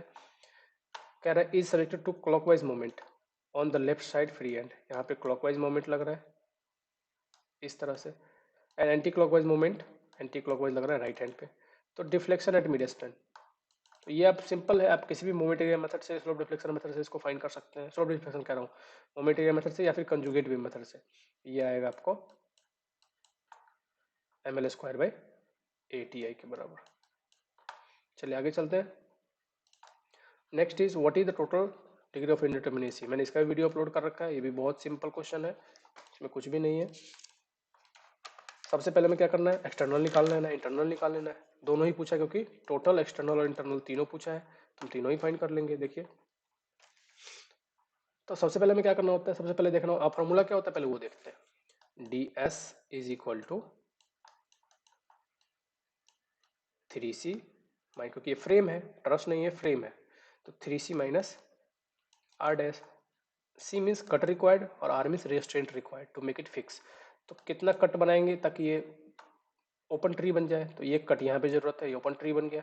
ठीक है, चलिए तो कट की जगह वैल्यू होगी 1। रेस्ट्रेंट कहाँ पे जरूरत है, सिर्फ सपोर्ट पे देखना होता है या फिर इंटरनल हिंज है वहाँ पे देखना होता है। तो चलिए देखते हैं कट की जरूरत कहाँ पे है, सिर्फ और सिर्फ यहाँ पे, तो कट की जरूरत हमें यहाँ पे, तो मतलब यहाँ पे रेस्ट्रेंट की जरूरत है। तो रेस्ट्रेंट की अभी क्या है, ये हिंज है, तो हिंज को फिक्स बनाने के लिए कितना चाहिए हमें, तो इसकी ऑलरेडी रिएक्शन 2 है, तो 3 बनाने के लिए सिर्फ एक रेस्ट्रेंट चाहिए। तो देखिए कट की वैल्यू भी 1 और रेस्ट्रेंट की वैल्यू एक यहाँ पे, और एक हिंज को यहाँ पे, एक हिंज के लिए रेस्ट्रेंट लगेगा, तो टोटल रेस्ट्रेंट की वैल्यू 2 हो गई। 3 इंटू 1 माइनस 2, तो ये कितना हो गया 1। तो स्टैटिक इंडिटरमिनेसी कितना हो गया 1, और टोटल इंडिटरमिनेसी, टोटल इंडिटरमिनेसी कितना हो गया 1, और एक्सटर्नल कितना हो गया, तो हम जानते हैं कि रिएक्शन -3, 3 + 2 5, 5 - 3, टोटल में से 2 हो गया कितना एक्सटर्नल, और इंटरनल माइनस कर देंगे दोनों में से, तो 1 - 2, तो -1, इंटरनल हो गया -1, एक्सटर्नल हो गया 2, टोटल हो गया 1, टोटल 1, एक्सटर्नल 2, इंटरनल -1। ठीक है, चलिए नेक्स्ट क्वेश्चन इज, कह रहा है कि करेक्ट बेंडिंग मोमेंट डायग्राम क्या होगा इस लोडिंग के लिए। देखिए फ्रेम है, हम जानते हैं कि किसके लिए बेंडिंग मोमेंट कैसा बनेगा, यूवीएल के लिए, तो क्यूबिक पैराबोला, क्यूबिक पैराबोला बन गया। अब ये हो गया हमारा सपोर्ट मोमेंट, ये हो गया हमारा फिक्स्ड एंड मोमेंट, इन दोनों की वजह से ये फिक्स्ड एंड बेंडिंग मोमेंट ये बनेगा। अब ये बेंडिंग मोमेंट जब ट्रांसफर होगा, चूंकि यहाँ पे फिक्स है तो यहाँ पे बेंडिंग मोमेंट आएगा बॉटम पे, तो ये दोनों क्वेश्चन तो वैसे ही गलत हो गए, क्योंकि यहाँ पे फिक्स्ड बेंडिंग मोमेंट तो आएगा ही, क्योंकि फिक्स सपोर्ट है। हाँ, ये कब आता है, जब हिंज सपोर्ट होता है, मान लीजिए यहाँ पे दोनों पे हिंज है, तब ये क्वेश्चन, ये ऑप्शन सही था, बट इस केस में फिक्स है तो यहाँ पे बेंडिंग मोमेंट तो आना ही आना है। ठीक है, अच्छा ये किस तरह से आएगा वो देखना है। अब ये ऑप्शन तो वैसे भी नहीं हो सकता और ये वैसे भी नहीं हो सकता, क्योंकि इसके ऊपर बेंडिंग मोमेंट है ही नहीं, तो अपने आप कट गया आपका ऑप्शन, ये मिल गया। नेक्स्ट चलते हैं, कह रहे हैं मोमेंट एट जॉइंट एफ कितना होगा, इस पे मोमेंट कितना आएगा, कह रहे कि नो साइड स्वे, इधर की तरफ स्वे नहीं हो सकता, along the axis of symmetry while UDL is applied all along the length, कह रहे UDL पूरे में अप्लाइड है, तो F पे मोमेंट कितना आएगा, तो बेंडिंग मोमेंट की वैल्यू कितनी आएगी आपको ये बताना है बस। तो ये सिंपल है, इसमें कुछ भी नहीं है, ये तो देख के बताना, इसमें कोई कैलकुलेट तो करना नहीं है। अब नो साइड स्वे है, मतलब साइड स्वे तो होगा नहीं, तो देखो इस पे जो भी बेंडिंग मोमेंट आएगा वो इधर ट्रांसफर हुआ, इस पे जो भी बेंडिंग मोमेंट आया वो इधर ट्रांसफर हुआ, और इस पे सिर्फ और सिर्फ वर्टिकल कंप्रेसिव लोड अप्लाई होगा, क्योंकि साइड स्वे तो है नहीं कि इधर की तरफ स्वे होगा जो इस पे बेंडिंग मोमेंट जनरेट करेगा, तो ये एक एक्सियल कंप्रेसिव मेंबर की तरह वर्क करेगा, क्योंकि लोड क्या है सिमेट्रिकल है, तो एक कंप्रेशन मेंबर कैसा है एक्सियल वाला, मतलब जीरो एसेंट्रिसिटी वाला, लोड बिल्कुल सीजी पे अप्लाई हो रहा है, तो इसमें सिर्फ एक्सियल कंप्रेसिव फोर्स होगा, इसमें कोई भी एसेंट्रिसिटी, एसेंट्रिसिटी कब आएगा, जब या तो यहाँ पे लोडिंग चला जाए, यहाँ पे लोडिंग चला जाए, और वो कब होगा साइड स्वे के केस में, तो साइड स्वे अगर आएगा तब बकलिंग इसके स्टार्ट हो, इसलिए क्या आ जाएगा इसमें बेंडिंग मोमेंट 0। या फिर अगर ये दोनों हिंज होते, हिंज और रोलर होते, तो इस कंडीशन में यहाँ पे बेंडिंग मोमेंट आता, बट ये दोनों फिक्स है तो झंझट ही खत्म हो गया। चलिए आगे चलते हैं, next question is which of the most appropriate method to analyse structure, ये देखिए इसको एनालाइज करने के लिए कौन सा मोस्ट अप्रोप्रिएट मेथड है। देखिए ये तो स्ट्रेन एनर्जी मेथड हमारे लिए वैसे भी इंपॉर्टेंट है, क्योंकि स्ट्रेन एनर्जी मेथड कब यूज करते हैं, जब static indeterminacy, strain energy method किसके अंदर आता है फोर्स मेथड के अंदर, और फोर्स मेथड हम कब यूज करते हैं जब डिग्री ऑफ काइनेमेटिक इंडिटरमिनेसी ज़्यादा हो, तो हम फोर्स मेथड यूज करते हैं। तो वैसे भी ऐसा कोई भी स्ट्रक्चर ग्रिड टाइप का स्ट्रक्चर हो तो उसके हम स्ट्रेन एनर्जी मेथड यूज करते हैं। स्लोप डिफ्लेक्शन मेथड हम किसके लिए यूज करते हैं, जब डी एस की वैल्यू ज़्यादा हो डी के से, और ये कौन से मेथड के अंदर आता है डिस्प्लेसमेंट मेथड के अंदर। Next question is shear force diagram को गिवन है, मैक्सिमम बेंडिंग मोमेंट बताना है, तो ये तो वैसे भी देख के कोई बता सकता है कि ये इसका लोडिंग कैसा होगा, एक लोडिंग यहाँ पे है, एक लोडिंग यहाँ पे है, ये इस टाइप का सपोर्ट है, तो मैक्सिमम बेंडिंग मोमेंट हमने देखा था, इसका बेंडिंग मोमेंट डायग्राम कैसा बनेगा, इस तरह का बनेगा, बस ऐसा ही बनेगा। तो इसकी इस जगह पे जो वैल्यू होगी वही बेंडिंग मोमेंट की वैल्यू होगी, तो इस जगह की वैल्यू क्या है, रिएक्शन की वैल्यू कितनी है, डब्ल्यू गिवन है, तभी तो ये डब्ल्यू है, तो डब्ल्यू इंटू दिए distance, W into L one, W into L one यहाँ पे बेंडिंग मोमेंट होगा, मतलब ये वैल्यू डब्ल्यू एल वन के बराबर होगा, ये भी वैल्यू डब्ल्यू एल वन के बराबर होगा। चलिए last question, the prismatic beam is shown in figure, देखिए प्रिज्मेटिक बीम है, अब इसमें ये इंटरनल हिंज है, इंटरनल हिंज फॉर्म हुआ। अब क्वेश्चन क्या पूछा है, द स्ट्रक्चर इज अनस्टेबल, बिल्कुल सही, क्योंकि इसकी रिएक्शन कितनी होगी 3 रिएक्शन, और एक रिएक्शन ये प्रोवाइड कर रहा है, क्या यहाँ पे बेंडिंग मोमेंट की वैल्यू 0 होगी, हिंज हो गया, तो ये ऐसे सीधा फॉल हो जाएगा, ये ऐसे फॉल हो जाएगा सीधा, तो ये अनस्टेबल है, बिल्कुल सही। The bending moment is 0 eight support and internal hinge, bending moment support पे 0 होगा ही होगा, क्योंकि हिंज है और रोलर है, और इंटरनल हिंज पे भी 0 होता है, sigma M is equal to 0 at this point also और this point also. It is a mechanism, बिल्कुल सही, कौन सा मैकेनिज्म है, बीम मैकेनिज्म है, दो मैकेनिज्म होता है, बीम मैकेनिज्म एंड स्वयं मैकेनिज्म, तो ये बीम मैकेनिज्म के अंदर आता है, प्लास्टिक हिंज फॉर्म होता है। इट इज स्टैटिकली इनडिटर्मिनेट, नहीं जी, ये तो इवन डिफिशियंट है, अगर ये नहीं भी होता तो भी डिटर्मिनेट होता, और ये बन जाने के बाद तो हमारे पास एक एक्स्ट्रा इक्वेशन अवेलेबल है, क्या कि यहाँ पे भी बेंडिंग मोमेंट 0 होगा, तो हमारे पास 4 इक्वेशन अवेलेबल है, और अननोन की वैल्यू कितनी है, सिर्फ और सिर्फ 3। ठीक है, तो ये हमारे लिए इंडिटरमिनेट का कोई सवाल ही नहीं है। तो चलिए इसके साथ ये वीडियो का क्वेश्चन समाप्त होता है। नेक्स्ट क्वेश्चन हम डिस्कस करेंगे 200 टू 250 क्वेश्चन। एक्सप्लेनेशन कैसा लगा आप लोग जरूर बताइएगा। कुछ और चेंज चाहते हैं तो आप लोग कमेंट कीजिए वीडियो में, तो मैं चेंज करने की कोशिश करूँगा। अच्छा लगा हो तो लाइक कीजिए, वीडियो को सब्सक्राइब कीजिए और अपने दोस्तों के साथ शेयर कीजिए। थैंक यू ऑल, मिलते हैं हम लोग नेक्स्ट पार्ट में, पार्ट 3 में। Thank you all, thanks for the watching.